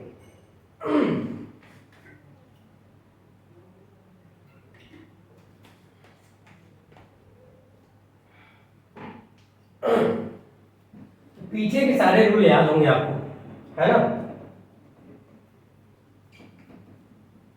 तो समझ में तो आ ही गया कि कैसे चेंज होगा एक्टिव को पैसिव और पैसिव को एक्टिव में। ये भी समझ में आ गया कि सब्जेक्ट को ऑब्जेक्ट की जगह, ऑब्जेक्ट को सब्जेक्ट की जगह और बाई के साथ जोड़ के उसको हम पैसिव वॉइस में बनाते हैं, राइट। लेकिन अब बता दूं कि अगर हम बात करें इंडेफिनिट, मैं इंडेफिनिट की बात कर रहा हूं तो यहाँ पे केवल प्रेजेंट इंडेफिनिट नहीं है, प्रेजेंट पास्ट परफेक्ट सब है। फिर मैं बात करूं कॉन्टिन्यूअस, फिर मैं बात करूं हैव फैमिली, फिर मैं बात करूं अदर की। ये मैं ट्रिक दे रहा हूं, कहीं पे नहीं मिलेगा।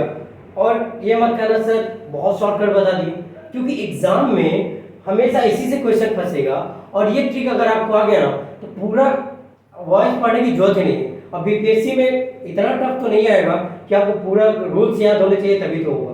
देखो जब भी इंडेफिनिट आएगा तो इसी से रिलेटेड हमेशा कॉन्टिन्यूअस का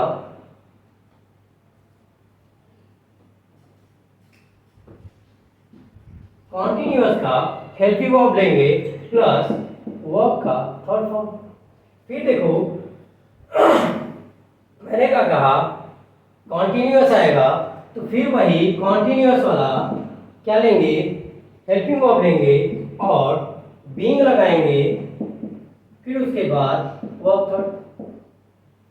हैव फैमिली आएगा तो हैव के साथ वही सेम, हैव फैमिली में जो भी आते हैं उनके साथ वही रखेंगे, सेम चीज रखेंगे, कॉन्टिन्यूअस ना लिख के same plus be plus verb third. फिर अदर के साथ क्या करूं, अदर के साथ सेम वही चीज लिखेंगे और यहां पे बी लगा देंगे और वर्ब थर्ड लिखेंगे। आप कहोगे सर कैसे, तो मैं इसको नोट डाउन करो, फिर मैं एग्जांपल के थ्रू समझाता हूँ। इसको स्क्रीनशॉट ले लो, राइट। अभी समझ में नहीं आ रहा होगा कि सर ये कैसे, तो इसको स्क्रीनशॉट ले लो, फिर मैं बताता हूँ। नोट डाउन कर लिए, चलो एग्जांपल के थ्रू समझाता हूँ। इसको कैसे अप्लाई करेंगे। मैंने कहा आई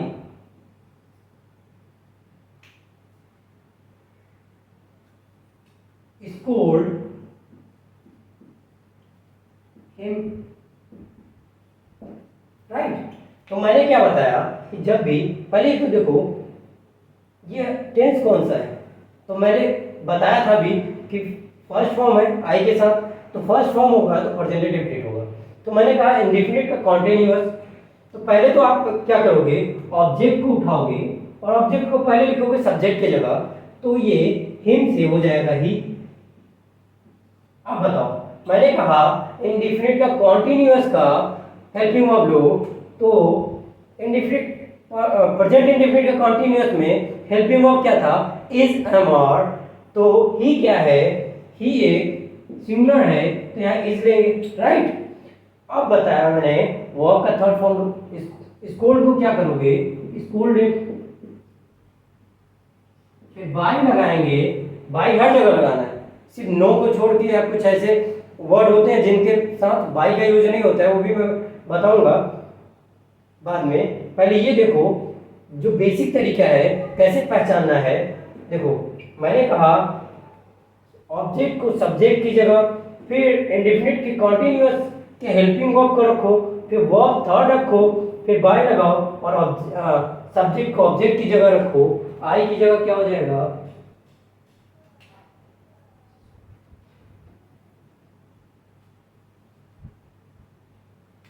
मी। आई का क्या हो जाएगा, मी। तो मैंने ये एक बताया, क्या एग्जाम में कैसे आएगा पता है, इस तरीके से लिखा रहेगा और कहीं इज लिखा होगा, कहीं स्कोल्ड लिखा होगा। कहीं इज नहीं लिखा होगा तो केवल स्कोल्डेड लिखा होगा, कहीं इज की जगह हैज बीन लिखा होगा। इस तरीके से आपको क्वेश्चन देगा, इसके अलावा कुछ भी नहीं। कभी भी देखो फर्स्ट फॉर्म दिख गया, पहला देखो कि इज एम आर है कि नहीं, सब्जेक्ट देखो किस उसके अकॉर्डिंग इज एम आर का यूज हुआ है कि नहीं, और वर्ब का थर्ड फॉर्म यूज हुआ है कि नहीं, यही सिर्फ चेक करना है, 100% आपका सही होगा। अब देखो पहला तो समझा दिया, अब दूसरा समझो। अगर यहीं पे मैं कह दूं, देखो इसी को बना देता हूं, आई स्कोल्डेड हिम, तो यहाँ पे मैंने कहा इंडेफिनिट का कॉन्टिन्यूअस टेंस तो पास्ट हो गया, तो पास्ट इंडेफिनिट का कॉन्टिन्यूअस हेल्पिंग वर्ब क्या होता है, तो यहाँ वॉज लगा दूंगी और यहाँ पे ही रहेगा। देखो सेम चीज हुआ कि नहीं, समझ में आ गया? आई होप अब कंफ्यूजन नहीं हुआ। अब इसी तरीके कॉन्टिन्यूअस टेंस का देखो, पूरा नहीं बिठाऊंगा। अब देखो, चलो दूसरा सेंटेंस बनाते हैं।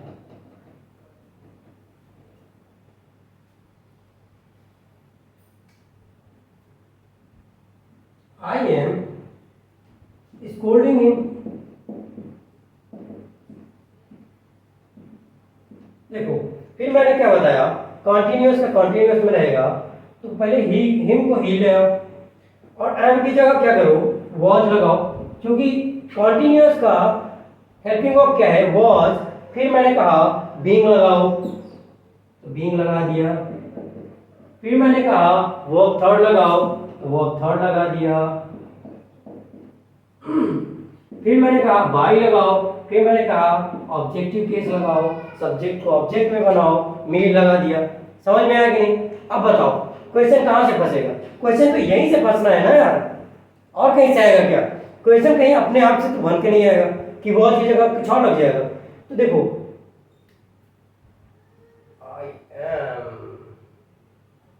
आई एम है ना, आई वॉच लगा यहाँ पे, तब तो वॉच होगा।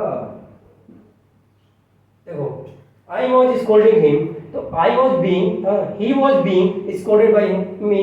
देखो इसी तरीके से क्वेश्चन आएगा, यहाँ पे वॉज की जगह इज लिख देगा, हैज लिख देगा, हैव लिख देगा, हैव बीन लिख देगा, यहाँ बीइंग की जगह बीइंग लिख देगा। इसी तरीके से क्वेश्चन कंफ्यूज करेगा। यहाँ पे अगर एम होता तो इज लगाते, जैसे एम लिख गया था तो यहाँ इज लगाते, और अगर विल होता तो विल बीइंग होता, राइट?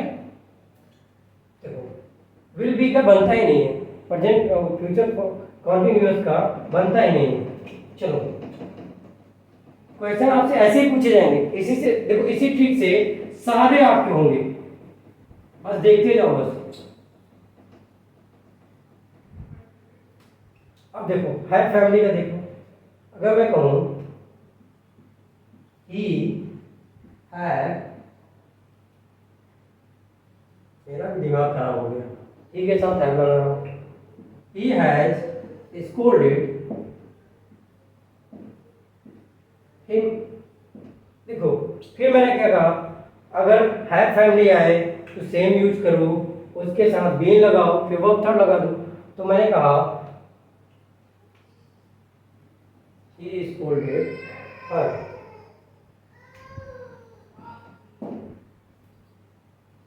तो हर की जगह क्या हो जाएगा, she। और मैंने कहा सेम रखो, अगर हेल्पिंग वर्ब, जब अगर सब्जेक्ट सिंगुलर है तो सिंगुलर हेल्पिंग वर्ब, प्लूरल है तो प्लूरल, उसके बाद बीइंग, फिर वर्ब थर्ड, बाय हिम। बताओ बनाना कोई टफ है? वॉइसेस बनाना तो सबसे इजी है, और वॉइसेस फ्री का नंबर देके जाता है।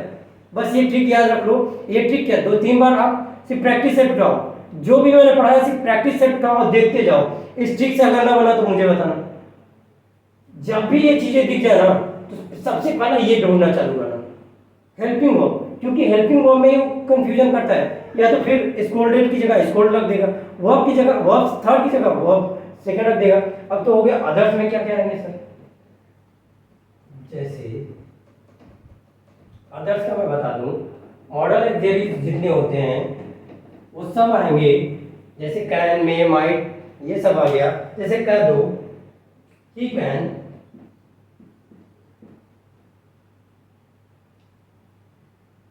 बीट मी,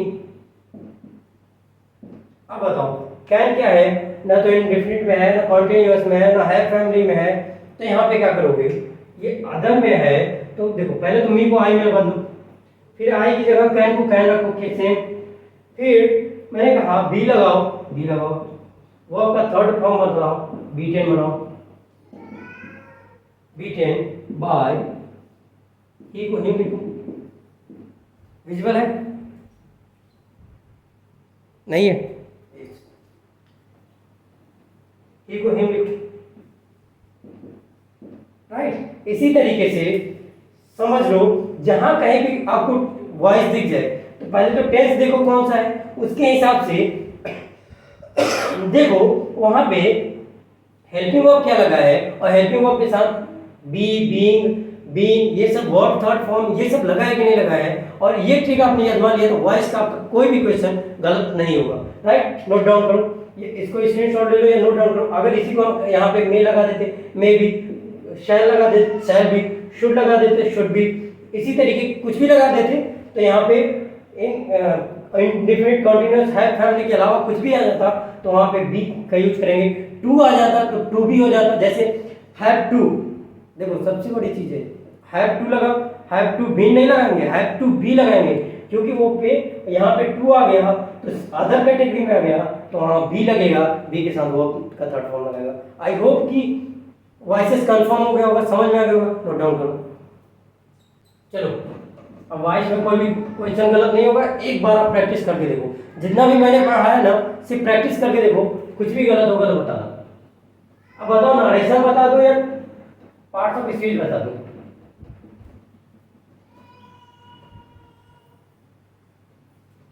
चलो नरेशन ही बताता हूँ।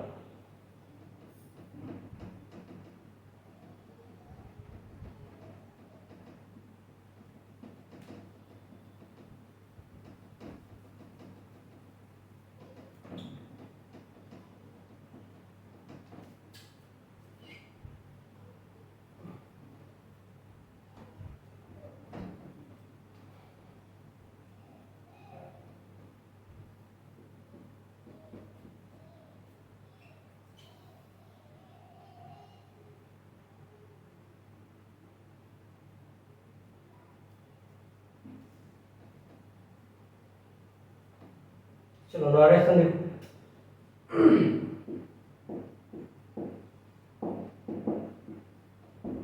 नरेशन की बात करें तो देखो जैसे मैं कहूं he said to me,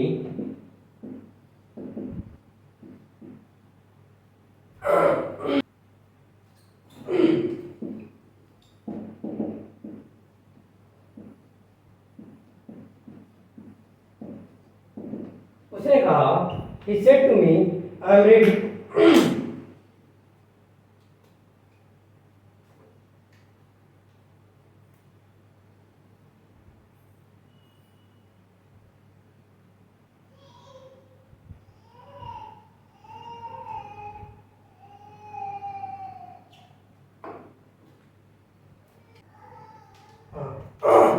मैंने एक वर्ड लिखा he said to me I am ready। इसमें बताओ स्पीकर कौन है, तो स्पीकर कहने वाला होता है, तो किसने कहा ही, यहाँ स्पीकर हो गया। ये क्या हो गया, एग्जाम में ये सब भी पूछा जा सकता है कि रिपोर्टेड वर्ब कहाँ है, रिपोर्टेड स्पीच कहाँ है। राइट, तो सेड टू क्या हो गया, रिपोर्टेड वर्ब।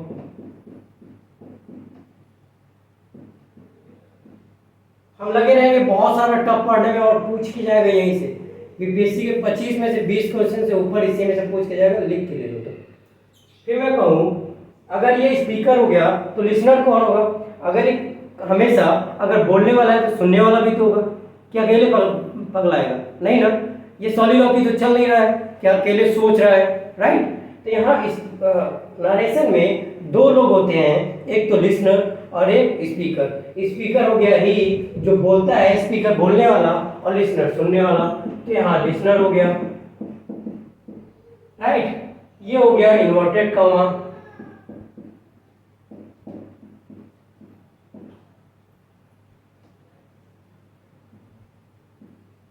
और ये क्या हो गया पूरा, ये हो गया आपका रिपोर्टेड स्पीच।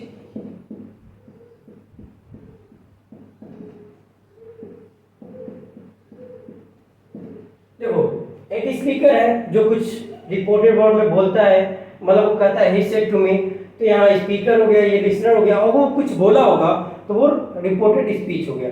और जो ये इन्वर्टेड कॉमा लगे होते हैं इसको इन्वर्टेड कॉमा कहते हैं, राइट। इसको भी स्क्रीनशॉट ले लो, फिर मैं बताता हूँ कि कैसे नरेशन को चेंज करते हैं। हो गया, चलो।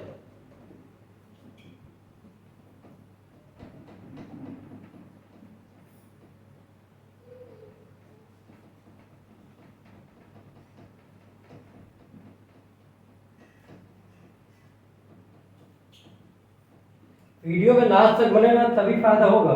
अगर सोचो बोर हो रहे हैं या कुछ और छोड़ दो क्लास तो चीजें समझ में नहीं आएगी और आधे में ही रह जाएगा, राइट। अब देखो मैंने कहा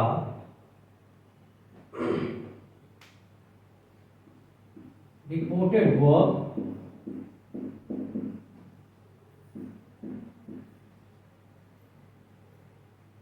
फिर अगर लिसनर होगा एब्सेंट, और अगर लिसनर प्रेजेंट होगा तो रिपोर्टेड वर्ब कैसे चेंज होता है ये देखो। अगर मैं कहूँ रिपोर्टेड वर्ब से है तो यहाँ भी से होगा, और प्रेजेंट होगा तो टेल होगा, से को टेल में बदल देंगे।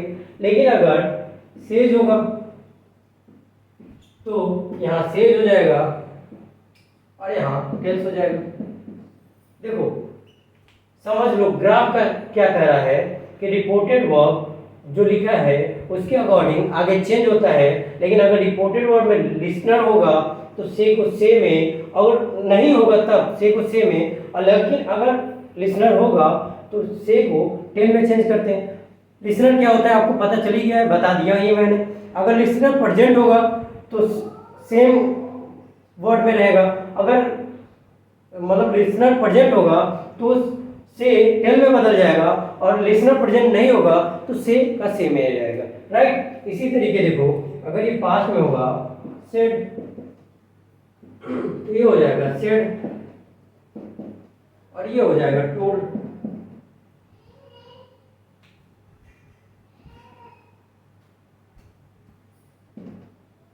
राइट। तो इसी तरीके हम चेंज करते हैं। तो इसको भी स्क्रीनशॉट ले लो जल्दी से। चाहो तो एक और लिख सकते हो, विल से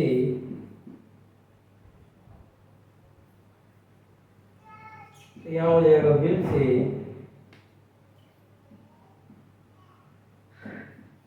और यहाँ हो जाएगा विल टेल, राइट।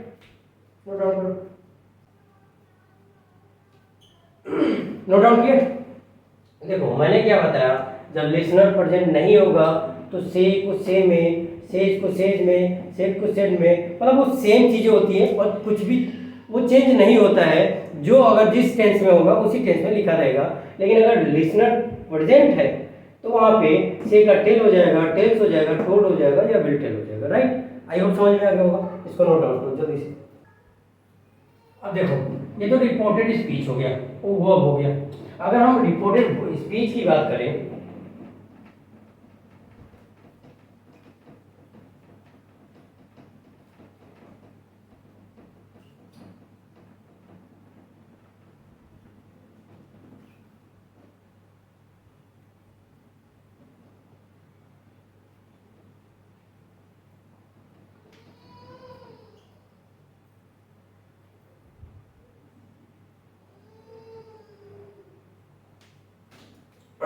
अगर हम बात करें रिपोर्टेड स्पीच में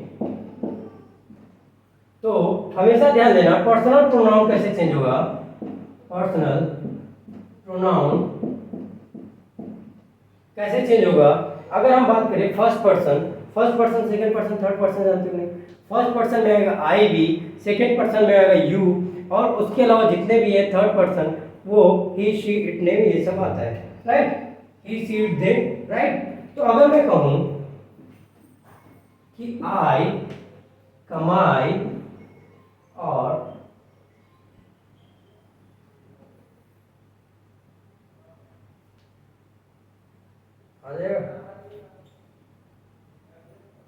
रख करके ऊपर बताओ, हो जाएगा?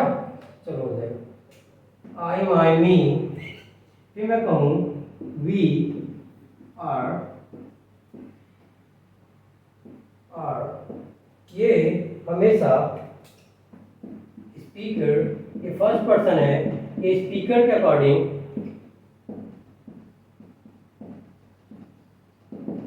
चेंज होगा।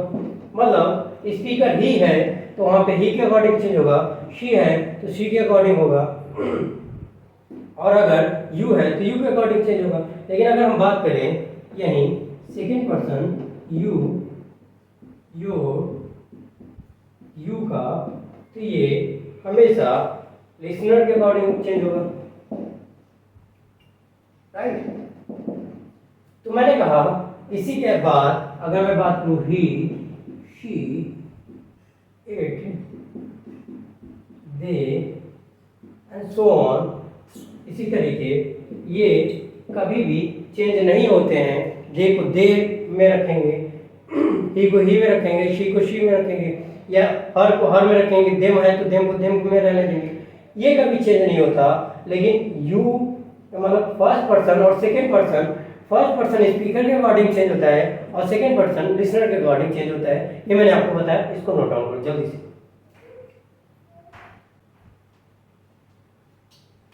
यहाँ आर की जगह अस लिख लेना, राइट? नोट डाउन करो कट से, स्क्रीनशॉट ले लिया होगा, स्क्रीनशॉट लेने में तो बहुत आगे हो। चलो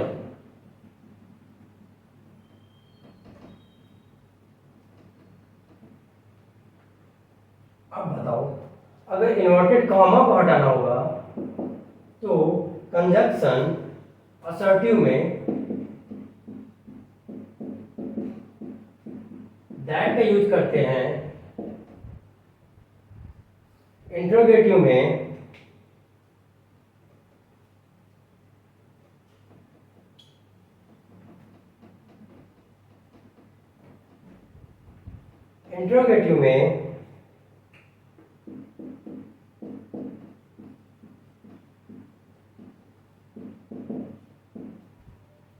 हमेशा इफ या वेदर का यूज करते हैं,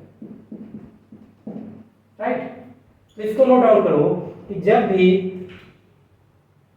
फर्स्ट, इसको तो नोट डाउन कर ही लिया होगा, कंजक्शन हटाना होगा तो असर्टिव में होगा तो दैट वहां पे यूज करेंगे कंजक्शन लगा के, और इंटरोगेटिव होगा तो इफ या वेदर का यूज करेंगे। इसको नोट डाउन करो, फिर मैं डिटेल में वन बाय वन बताता हूं। हो गया? रब कर दूं?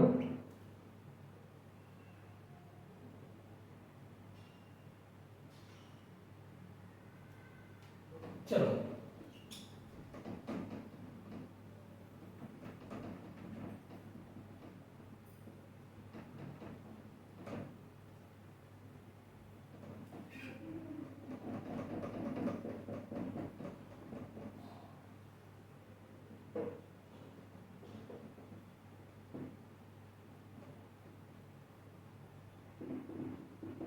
देखो, रिपोर्टेड वर्ब को रिपोर्टेड स्पीच में कैसे बदलते हैं। अगर रिपोर्टेड वर्ब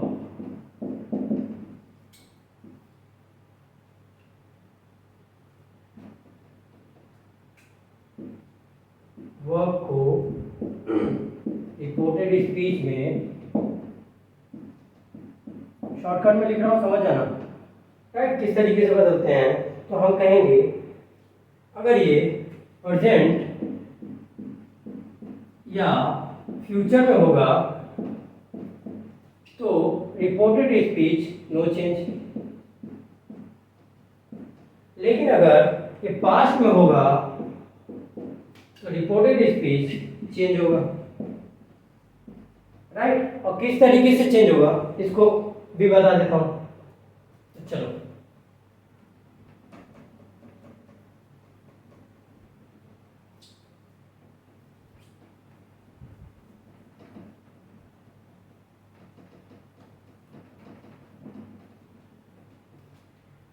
अगर हम बात करें प्रेजेंट रिपोर्टेड वर्ब की बात कर रहा हूं मैं, ये रिपोर्टेड स्पीच। अगर अगर प्रेजेंट में होगा, अगर इंडेफिनिट में होगा तो पास्ट इंडेफिनिट में बदलेगा।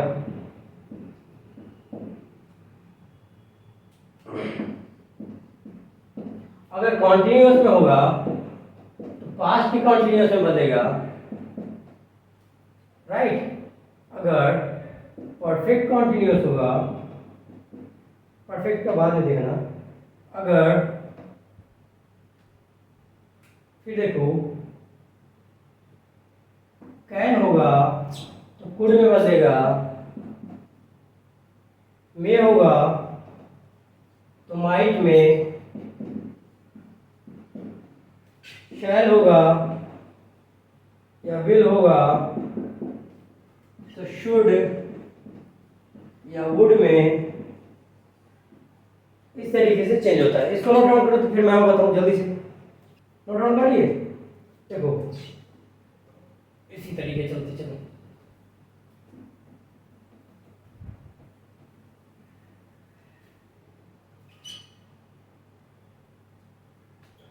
यहाँ देखो अगर इंडेफिनिट है तो पास्ट इंडेफिनिट, यहाँ देखो परफेक्ट है तो पास्ट परफेक्ट में, राइट। इसी तरीके देखो अगर हम बात करें, इसी तरीके परफेक्ट कॉन्टिन्यूअस है तो पास्ट के परफेक्ट कॉन्टिन्यूअस में बदल जाता है, राइट। इसको नोट डाउन कर लो या स्क्रीनशॉट ले लो और देखो।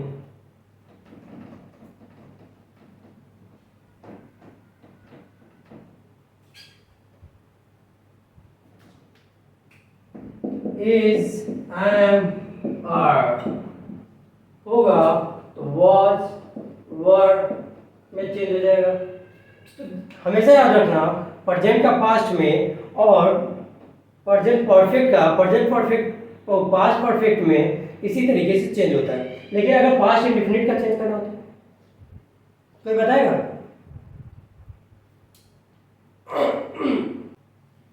ये तो मैंने बताया कि प्रेजेंट का पास्ट में हो जाएगा, लेकिन अगर मैं कहूँ पास्ट इंडेफिनिट का क्या होगा या पास्ट कॉन्टिन्यूअस का क्या होगा, पास्ट परफेक्ट या पास्ट परफेक्ट कॉन्टिन्यूअस का क्या होगा? पहले तो जान लो पास्ट परफेक्ट और पास्ट परफेक्ट कॉन्टिन्यूअस ये दोनों चेंज नहीं होते, लेकिन पास्ट इंडेफिनिट आएगा तो मोड पास्ट में करेंगे तो पास्ट परफेक्ट में आएगा।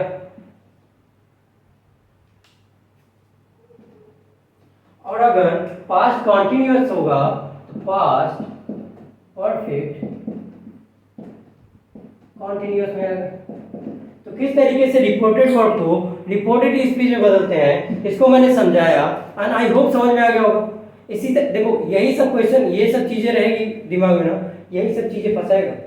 वहाँ वर्ड्स की जगह इज लिखा रहेगा, टेंस को चेंज नहीं करेगा, रिपोर्टेड स्पीच को चेंज नहीं करेगा, रिपोर्टेड वर्ब प्रेजेंट या फ्यूचर में होगा तो वहाँ पे अननेसेसरी चेंज कर देगा, यहाँ पास्ट में होगा तो वहाँ चेंज नहीं करेगा। इन सब चीज़ों को जल्दी से नोट डाउन करो फिर मैं आगे बताता हूँ। समझ में आ गया? चलो चलो चलो इसको भी रब कर दे रहा हूँ।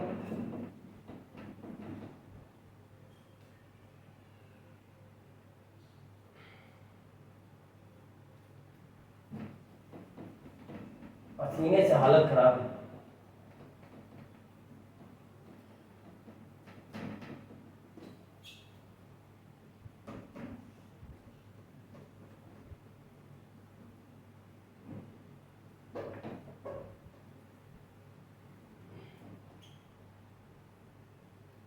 देखो पहले असर्टिव देख लो।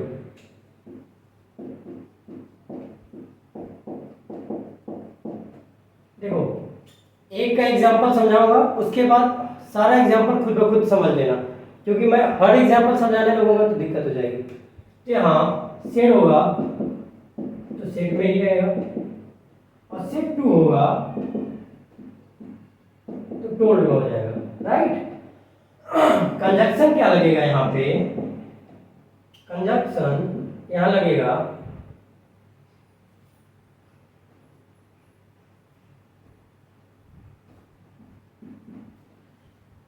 दैट लगेगा जब सेंटेंस असर्टिव होगा। जैसे एग्जांपल के थ्रू बोलूं मैं, रोहित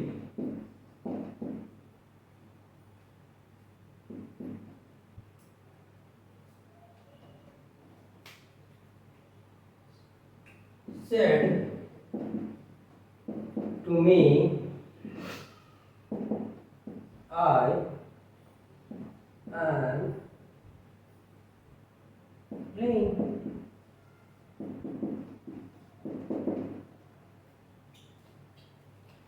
रोहित ने कहा था कि आई वॉज प्लेइंग कर दो या आई एम प्लेइंग कर दो, राइट। तो यहाँ सेड टू मी लगा है, तो सेड टू मी को टोल्ड में बदल देंगे, तो रोहित टोल्ड मी, और कंजंक्शन क्या लगेगा दैट, इन्वर्टेड कॉमा को हटा के हमेशा यहाँ पे कंजंक्शन लगता है। कंजंक्शन क्या लगेगा दैट लगेगा। आई को मैंने क्या बताया था, आई को स्पीकर के अनुसार, फर्स्ट पर्सन को स्पीकर के अनुसार और सेकंड पर्सन को लिसनर के अनुसार। तो स्पीकर कहाँ, यहाँ कौन है, तो रोहित स्पीकर है, तो रोहित की जगह ही लिखेंगे, ही।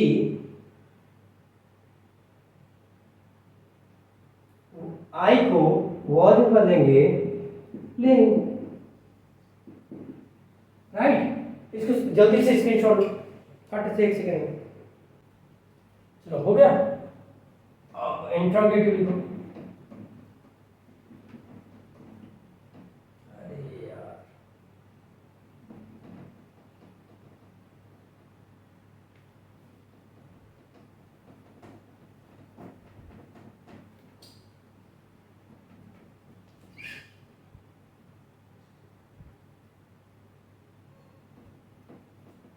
चलो अब इंट्रोगेटिव देखो।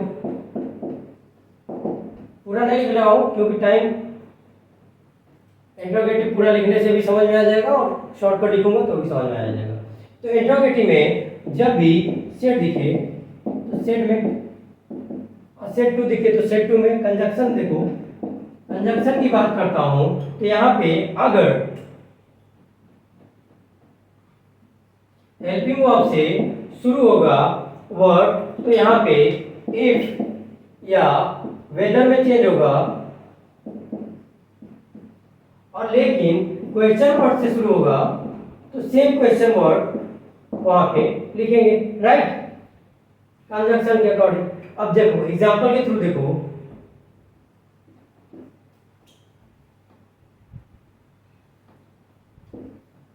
he said to me are you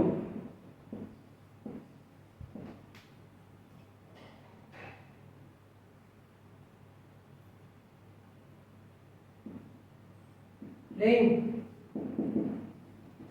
चलो तो सेट के अकॉर्डिंग क्या होगा, ही को ही में रखेंगे, सेट को टोल्ड, टोल्ड लिख दिया था क्या,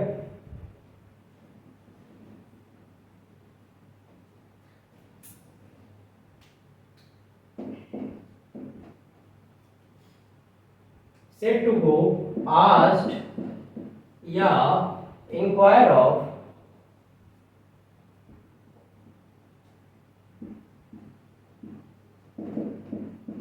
चेंज करते हैं। तो जब भी सेट टू दिख जाए, इंट्रोगेटिव सेंटेंस हो, तो वहां पे या तो आस्क लगाओगे या इंक्वायर ऑफ लगाओगे, राइट। तो अगर यहाँ पे टोल्ड ना लिख के हम यहाँ लिखेंगे आस्क्ड या इंक्वायर ऑफ, मी को मी में रखेंगे।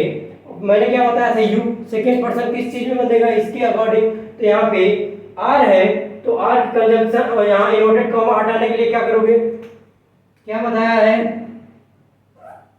इन्वर्टेड कॉमा हटाने के लिए या तो इफ लगाओ या तो वेदर लगाओ। मैं यहाँ इफ लिखता हूँ, फिर लिखो सब्जेक्ट, लिखो यू की जगह आई लिखोगे, आई, और आर की जगह वाज लिखोगे और प्लेइंग लिखोगे, राइट। इंट्रोगेटिव समझ में आ गया। असर्टिव रहेगा तो वहाँ टोल्ड रहेगा, इंट्रोगेटिव रहेगा तो वहाँ आस्क्ड या इंक्वायर ऑफ लगेगा। इसी तरीके इसको खट से स्क्रीनशॉट लो। हो गया? चलो अब एक एक चीज नहीं समझाऊंगा, चेंज करना तो आ ही गया होगा। अब सिर्फ और सिर्फ किसके साथ क्या लगता है वही लिखते जाओ। अगर हम बात करें इंपरेटिव सेंटेंस,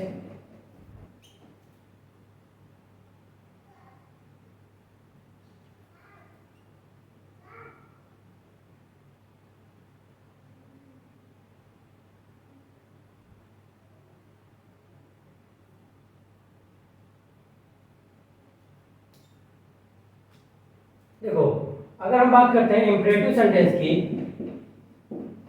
तो इंपरेटिव सेंटेंस के साथ order, request,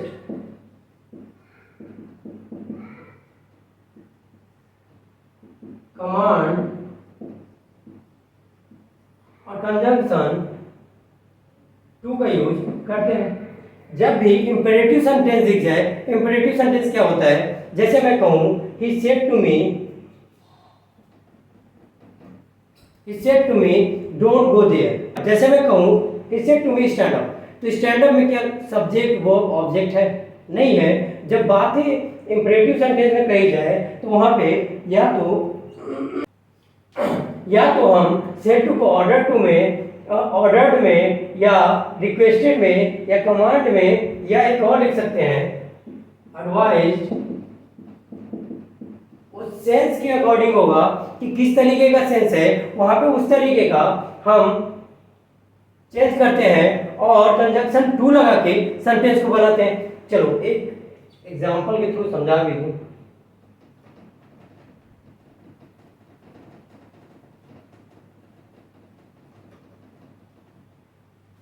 He said to me, stand up.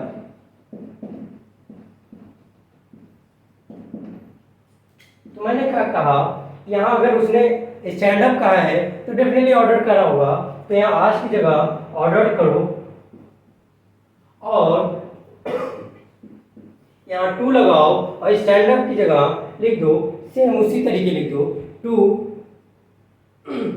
वो वहाँ पे वो चेंज रिपोर्टेड वर्ब वहां पे चेंज नहीं हुआ, पूरा उसी तरीके से लिख दो टू स्टैंड अप। समझ में आ गया? हम क्या करेंगे, सेट को ऑर्डर्ड, रिक्वेस्टेड, कमांड या एडवाइस में कर देंगे और इनवर्टेड कॉमा को हटा के टू लिखेंगे और जो एज इट इज होगा उसे उतार देंगे। राइट? तो जब भी इंपेरेटिव सेंटेंस लिखे तो इस तरीके से बनाना। राइट? समझ में आ गया? नोट डाउन करो, मैं पानी पी लूं। चलो अगर मैं बात करूं, ये तो हो गया इंपेरेटिव सेंटेंस। अगर मैं बात करूं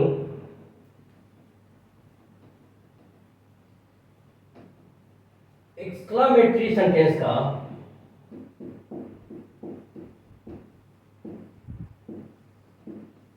तो एक्सक्लामेटरी के साथ सेट टू को चेंज करेंगे एक्सक्लेम्ड विद, यहां क्या लिखेंगे एक्सक्लेम्ड विद के साथ फिर कंजंक्शन को इन्वर्टेड कॉमा को हटा के दैट का यूज करेंगे और एक्सक्लेम्ड विद के साथ क्या लगाएंगे तो उसको भी लिख लो। अब सेंटेंस बना देना, क्योंकि अब एक एक सेंटेंस बना के समझाऊंगा तो टाइम बहुत लगेगा और आपको समझने में भी, एग्जाम में भी इसी तरीके से आप केवल और केवल ये क्लास करने के बाद प्रैक्टिस सेट लगाओ। अगर कोई क्वेश्चन गलत हो जाए तो बताना मुझे। तो मैंने कहा अगर रा हो या हो हा या हा, तो ये हैप्पीनेस प्रेजेंट कर रहा है, तो एक्सक्लेम्ड विद हैप्पीनेस लिखेंगे। लेकिन अगर यहीं पे अगर हम बात करें अल्लाह ओ, जो सैड को प्रेजेंट करे, जो दुख को रिप्रेजेंट करे, तो वहां एक्सक्लेम्ड विद सॉरो हो जाएगा। लेकिन वहीं पे अगर हम बात करें व्हाट या हाउ, तो वहां पे क्या हो जाएगा सरप्राइज। तो देखो जहां कहीं भी हुर्रा हा दिख जाए तो वहां पे एक्सक्लेम विद हैप्पीनेस के साथ सेंटेंस को बनाएंगे और कंजंक्शन की जगह पे हम दैट को रखेंगे और सेंटेंस को पूरा करेंगे। इसी तरीके अलास आ ओ दिख जाए तो वहां सॉरो करेंगे और व्हाट हाउ दिख जाए तो वहां सरप्राइज के साथ सेंटेंस को बनाएंगे। इसको जल्दी से स्क्रीनशॉट लो फट से। चलो अब देखो लेटर से बनने वाला वर्ड।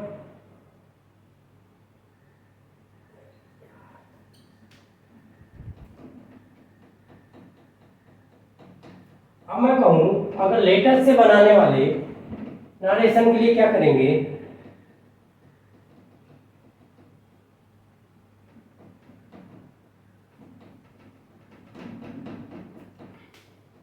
देखो अगर सेंटेंस लेटर से आए तो अगर सेट को हम चेंज करेंगे या तो प्रपोज में या तो सजेस्टेड में, और अगर लिसनर होगा नहीं तो वहां पे टू का यूज नहीं करेंगे, लेकिन टू का यूज करेंगे जब लिसनर होगा। राइट। तो देखो अगर हम बात करें कंजंक्शन को, कंजंक्शन में हमेशा याद रखना कि फर्स्ट पर्सन के साथ और थर्ड पर्सन के साथ अलग अलग कंजंक्शन यूज होता है। जैसे हम कहें फर्स्ट पर्सन के साथ तो हम कहेंगे दैट वी शुड,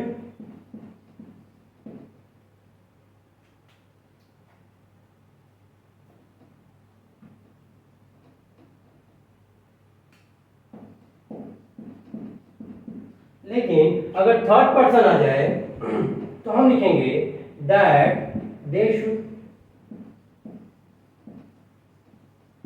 देखो एग्जांपल के थ्रू देखो, I said to my friends inverted comma let us play।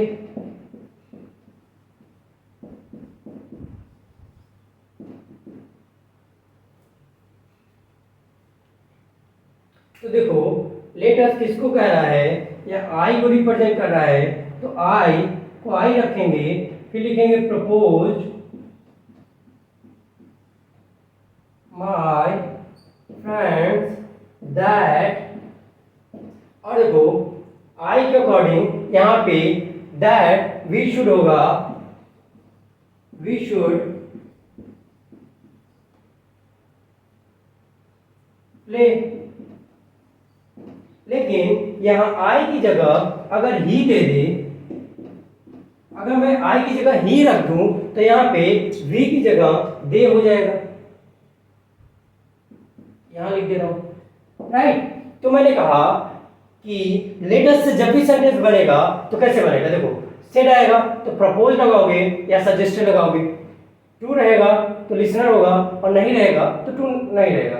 देखो इस तरीके, देखो कंजंक्शन जब भी चेंज करेंगे तो फर्स्ट पर्सन के साथ दैट वी शुड के अनुसार बनाते हैं, लेकिन थर्ड पर्सन आ जाए तो दैट दे शुड का यूज करते हैं। अब बताओ कैसे पता चलेगा कि फर्स्ट पर्सन और थर्ड पर्सन कहाँ पे है।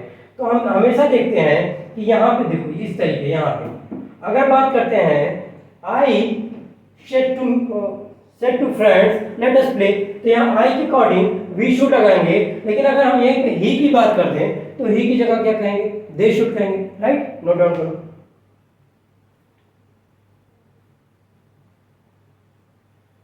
और सोच रहे हो सर यहाँ सेकंड पर्सन कहाँ गया, अगर सेकंड पर्सन आता है तो वहां पे कुछ भी यूज कर सकते हो, जैसे ही शी, इस तरीके से ही शी दे, इस तरीके से। तो मैक्सिमम क्वेश्चन ही या आई फर्स्ट पर्सन या थर्ड पर्सन से पूछेगा, सेकंड पर्सन में नहीं फंसाएगा। राइट। तो चलो इसको भी नोट डाउन कर लिए होगे, स्क्रीनशॉट लेना था, ले लो खट से। तो आई होप सबने नोट डाउन कर लिया होगा। चलो नाउन, एडजेक्टिव, एडवर्ब कैसे पहचानते हैं बता दूं, उसके बाद आज की क्लास यहीं खत्म करते हैं।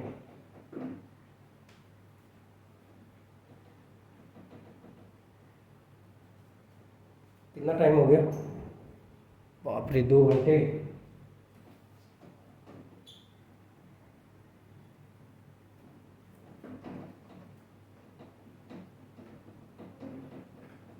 चलो, अब पार्ट्स ऑफ स्पीच में सबसे ज्यादा क्वेश्चन आ रहा है कि सर किस तरीके से पहचाने कि पार्ट्स ऑफ स्पीच में नाउन कहाँ है, एडजेक्टिव कहाँ है, एडवर्ब कहाँ है या प्रोनाउन कहाँ है, राइट। तो देखो पार्ट्स ऑफ स्पीच,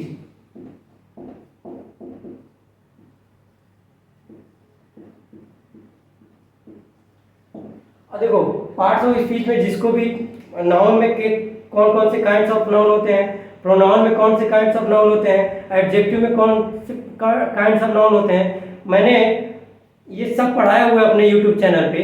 ज़्यादा नहीं, आपको सिर्फ शुरू के 15-20 मिनट को देख लेना है। नाउन का भी लेक्चर, एडजेक्टिव का, प्रोनाउन का, सबका देख लोगे आपको समझ में आ जाएगा। मैं यहाँ पे सिर्फ पार्ट्स ऑफ स्पीच को सॉरी पहचानते कैसे हैं ये मैं बताऊंगा, राइट। तो देखो नाउन से बात करते हैं। नाउन को पहचानने के लिए शॉर्ट ट्रिक लिखो, व्हाट, हु या whom से क्वेश्चन करेंगे। अगर इनका आंसर देगा तो वो नाउन होगा, उसके अलावा वो नाउन नहीं होगा। जैसे मैं कहूँ आई लव माय हाउस। अब देखो नाउन, यहाँ पे क्वेश्चन करो कि हु लव हाउस, तो यहाँ नाउन है, यहाँ आई है, तो ये नाउन नहीं होगा, ये प्रोनाउन होगा। प्रोनाउन उसे कहते हैं जो नाउन की जगह पे यूज हो, तो नाउन की जगह पे प्रोनाउन यूज हुआ है, इसलिए यहाँ पे आई होगा। अगर यहाँ पे सुहान होता तो सुहान नाउन हो जाता, राइट। अब देखो हु लव्स होम, तो यहाँ हु का आंसर सोहन दे दिया या आई दे दिया। लेकिन सोहन लव्स व्हाट, तो व्हाट का आंसर यहाँ पे क्या दे रहा है, हाउस दे रहा है, तो यहाँ व्हाट का आंसर दे रहा है, इसलिए यहाँ हाउस नाउन हो गया। अब कहोगे क्या सर हाउस हमेशा नाउन होगा? देखो मैं बताता हूँ। मैं कहूँ रामू वेंट होम या हाउस, तो यहाँ पे देखोगे रामू हु वेंट होम, तो यहाँ हु का आंसर क्या दे रहा है, राम, तो यहाँ नाउन हो गया। लेकिन वेंट, देखो रोहन वेंट हो, राम वेंट वेयर, यहाँ व्हाट का आंसर दे रहा है क्या, राम वेंट व्हाट का आंसर दे रहा है, हु का आंसर दे रहा है। आंसर क्वेश्चन करो, राम वेंट हु या व्हाट का आंसर नहीं दे रहा है, यहाँ राम वेंट वेयर का आंसर दे रहा है, तो वेयर हमेशा आंसर देता है एडवर्ब का, राइट। तो इस तरीके से नाउन पहचानोगे।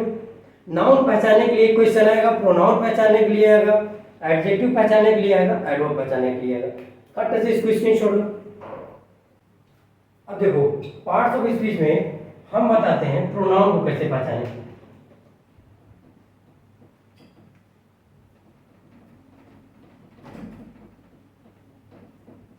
बस 10 मिनट की और क्लास है, उसके बाद आपको पूरा समझ में आ जाएगा कि नाउन, प्रोनाउन, एडजेक्टिव, एडवर्ब कैसे पहचानते हैं। और ये क्वेश्चन हमें पक्का है कि 1-2 नंबर करना है। और ये याद रखना जो मैंने बोला है कि जाके प्ले लिस्ट में जाना, तो मेरे चैनल पे जाना, पहला वीडियो नाउन का, पहला वीडियो प्रोनाउन का, पहला वीडियो एडजेक्टिव का जरूर देख लेना, क्योंकि वहाँ पे kinds of noun, kinds of pronoun, kinds of adjective बताया है, उसमें से भी क्वेश्चन आना है। मैं यहाँ पे पार्ट्स ऑफ स्पीच को कैसे पहचानते हैं सिर्फ वो बता रहा हूँ। चलो अगर मैं बात करूँ प्रोनाउन का, तो प्रोनाउन में देखो अकेला आ जाए तो प्रोनाउन होगा, लेकिन नाउन के साथ आए तो एडजेक्टिव होगा। अब देखते हो ना कई ऐसे वर्ड होते हैं, दिस दैट एंड ऑल, ये कई ऐसे वर्ड हैं जो नाउन भी होते, जो प्रोनाउन भी होते हैं और एडजेक्टिव भी होते हैं। तो जैसे मैं कहूँ दिस इज माय पेन, मैं कहूँ दिस पेन इज माइन। अब देखो मैंने क्या बताया, सिंपल सा फंडा है, सिंपल सा फॉर्मूला याद रखो कि अकेला आएगा तो प्रोनाउन होगा, नाउन के साथ आएगा तो एडजेक्टिव हुआ, क्योंकि नाउन या प्रोनाउन को कौन सा एडजेक्टिव क्या करता है, क्वालिफाई करता है नाउन या प्रोनाउन को। तो नाउन के साथ आएगा तो वो डेफिनेटली एडजेक्टिव होगा, और अकेला आएगा तो प्रोनाउन होगा। तो this is my pen, this के बाद कोई नाउन दिख रहा है क्या? नहीं दिख रहा है, तो यहाँ पे ये दिस क्या हो जाएगा? प्रोनाउन हो जाएगा। लेकिन यहाँ देखो this pen is mine, pen क्या है? नाउन, नाउन को कौन क्वालिफाई कर रहा है? दिस क्या हो जाएगा? एडजेक्टिव। आई होप समझ में आ गया होगा। चलो स्क्रीनशॉट लो खट से, हो गया? चलो नाउन प्रोनाउन कैसे पहचानते हैं, एडजेक्टिव कैसे पहचानते हैं, समझ में आ गया? अकेला आएगा तो प्रोनाउन, नाउन के साथ आएगा तो एडजेक्टिव। चलो अब बात करते हैं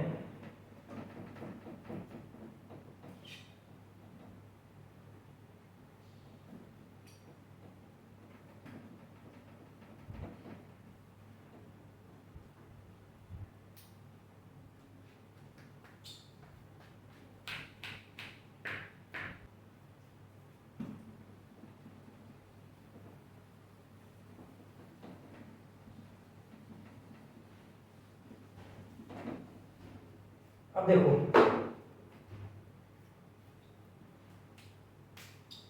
एडजेक्टिव और एडवर्ब को देखते हैं। तो देखो मैंने बताया नाउन या प्रोनाउन को क्वालिफाई कौन करेगा? ये क्वालिफाई करेगा एडजेक्टिव। लेकिन एडजेक्टिव, एडवर्ब क्या करता है?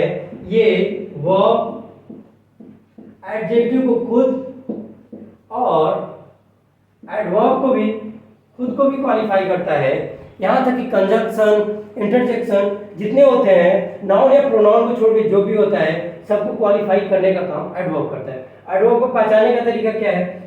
देखो कीवर्ड लिखो, जैसे नाउन में लिखा था व्हाट, हु, whom, वैसे ही लिखो इसका कीवर्ड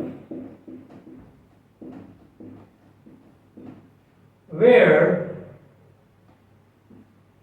how and when। जब भी इसका आंसर दे दे तो क्या हो जाएगा? सॉरी, जब भी इसका आंसर दे दे तो समझ जाना कि वो वर्ड एडवर्ब है। जैसे मैंने अभी क्या बताया था, आई वेंट होम। तो होम देखने में क्या है?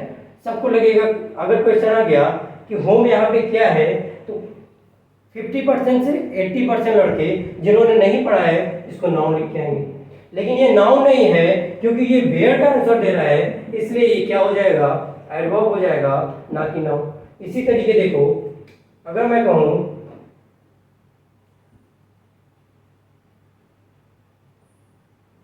राम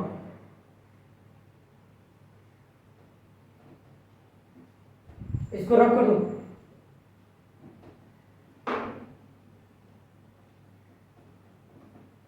अब देखो एडजेक्टिव और एडवर्ब को कैसे पहचानते हैं ये देखो। अगर मैं बात करूं राम रन फास्ट, फिर मैं कहूं राम इज फास्ट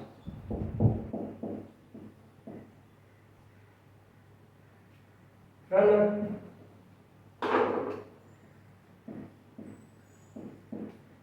राइट, तो मैंने कहा पहले सेंटेंस में Ram runs fast, second sentence में मैंने वही बोला राम इज फास्ट रनर। तो राम इज व्हाट? देखो राम इज व्हाट, तो रनर क्या हो गया? नाउन। इसी तरीके देखो, अगर नाउन है तो नाउन को क्वालिफाई कौन करेगा? नाउन को क्वालिफाई एडवर्ब करेगा क्या? मैंने क्या बताया, नाउन या प्रोनाउन को क्वालिफाई कौन करता है? एडजेक्टिव। तो नाउन से पहले आया इसलिए एडजेक्टिव होगा। यहाँ देखो फास्ट यहाँ भी है और फास्ट यहाँ भी है, लेकिन दोनों जगह यहाँ एडवर्ब एडजेक्टिव की तरह यूज हो रहा है, लेकिन यहाँ देखोगे तो ये एडवर्ब की तरह यूज हो रहा है। राम रन्स हाउ, ये हाउ का आंसर दे रहा है कि नहीं? राम रन्स हाउ, हाउ का आंसर दे रहा है, तो हाउ का आंसर देने वाला एडवर्ब होगा। और ये बताओ, ये राम को क्वालिफाई कर रहा है फास्ट या रन्स को क्वालिफाई कर रहा है? तो हम कहेंगे सर वर्ब को क्वालिफाई कर रहा है, और वर्ब को क्वालिफाई कौन करता है? वर्ब को क्वालिफाई करने वाला हमेशा एडवर्ब होता है। समझ में आ गया? नहीं समझ में आया तो एक बार फिर से समझाता हूं कि मैंने कहा एडजेक्टिव नाउन या प्रोनाउन को क्वालिफाई करता है, जबकि एडवर्ब वर्ब एडजेक्टिव एडवर्ब या नाउन प्रोनाउन छोड़ के जो भी हो सबको क्वालिफाई करने का काम एडवर्ब करता है। एक सेकंड पानी पी लो, गला बैठ रहा है। तो मैंने क्या कहा, मैंने कहा एडजेक्टिव नाउन या प्रोनाउन को रिप्रेजेंट करता है, जबकि एडवर्ब नाउन प्रोनाउन छोड़ के कुछ भी आ जाए उसको रिप्रेजेंट करने का काम एडवर्ब करता है। तो मैंने दो सेंटेंस दिए, मैंने कहा वेयर, हाउ, व्हेन लगा के एडवर्ब को पहचाना जा सकता है। ये एडवर्ब का कीवर्ड है। इस तरीके से एडवर्ब को पहचाना जा सकता है। मैंने कहा दो सेंटेंस दिए, Ram runs fast, Ram is fast runner. तो रनर यहाँ क्या है, नाउन है, नाउन को क्वालिफाई कर रहा है, इसलिए यहाँ पे फास्ट एडजेक्टिव हो जाएगा। जबकि यहाँ वर्ब है, राम रन्स फास्ट, वो दौड़ता कैसा है, हाउ का आंसर दे रहा है, तो यहाँ फास्ट एडवर्ब हो जाएगा। और ये रन्स या वर्ब को क्वालिफाई कर रहा है, इसलिए यहाँ पे फास्ट क्या हो जाएगा, एडवर्ब हो जाएगा। अगर मैं कहूँ अभी भी नहीं समझ में आया तो एक और एग्जांपल देता हूँ, इसको रब कर दूँ। चलो स्क्रीनशॉट तो ले लिए होंगे, नहीं लिए होंगे तो ले लो एक बार।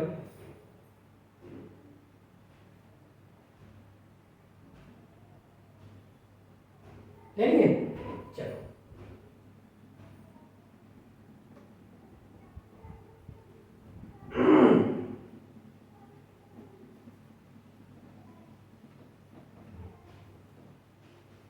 देखो मैंने क्या कहा कि जो वर्ब को क्वालिफाई करेगा वो एडवर्ब होगा, जो नाउन और प्रोनाउन को क्वालिफाई करेगा वो क्या हो जाएगा, एडजेक्टिव हो जाएगा। फिर मैं दो सेंटेंस लिखता हूं, आप लोग बताना। जैसे ही ड्रैंक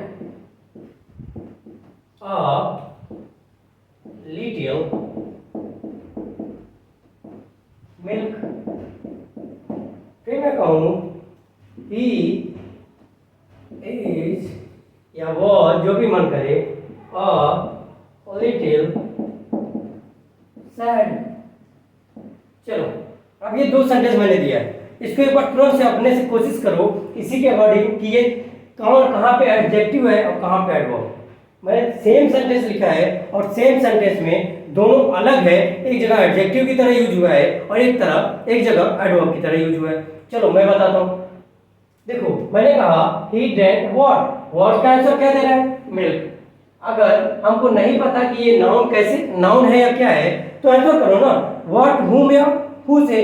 अगर ही ड्रैंक वाटर तो मिल्क वाटर का आंसर दे रहा है, तो डेफिनेटली ये नाउन होगा। और नाउन को क्वालिफाई कौन करेगा, मैंने क्या बताया, नाउन को क्वालिफाई एडजेक्टिव करेगा, तो ये डेफिनेटली एडजेक्टिव होगा, राइट। इसी तरीके देखो ही इज सैड, सैड यहाँ क्या है, सैड एडजेक्टिव है, ये नाउन नहीं हो सकता, ये सैड बता रहा है उसका, वो सैड है, ये एडजेक्टिव है और एडजेक्टिव को क्वालिफाई कौन करेगा, तो ये क्वालिफाई करेगा एडवर्ब। तो देखो दो सेंटेंस मैंने दिया, दो चार सेंटेंस दिए और चारों सेंटेंस में मैंने एक चीज समझाई कि ये डिपेंड नहीं करता कि सेंटेंस क्या है, सेंटेंस से उसका सेंस नहीं पता चल सकता कि वो कहाँ पे एडजेक्टिव यूज हुआ है, कहाँ पे एडवर्ब, उस सेंटेंस में किस तरीके से यूज हुआ है, उस सेंस के अनुसार या सेंटेंस को पूरा पढ़ के ही समझ में आएगा कि एडजेक्टिव कहाँ पे यूज हुआ है, एडवर्ब कहाँ पे यूज हुआ है। तो आई होप समझ में आ गया होगा और अभी तक बने रहने के लिए बहुत बहुत धन्यवाद। और आई होप कि जिसने भी ये पूरा क्लास देख लिया है उसका 25 में से 20 नंबर तो मैं गारंटी लेता हूँ कि बीपीएससी में 20 प्लस जाएगा। अगर वर्ड पावर नहीं आया, सिर्फ और सिर्फ ग्रामर पूछेगा तो 25 प्लस आएगा। और अगर ग्रामर नहीं पूछता है, तो ग्रामर के साथ वर्ड पावर भी 4-5 नंबर अगर पूछ लेता है तो 20 प्लस आएगा। तो आई होप आज के लिए इतना ही रखता हूँ, फिर मिलेंगे अगली क्लास में, तब तक के लिए जय हिंद जय भारत।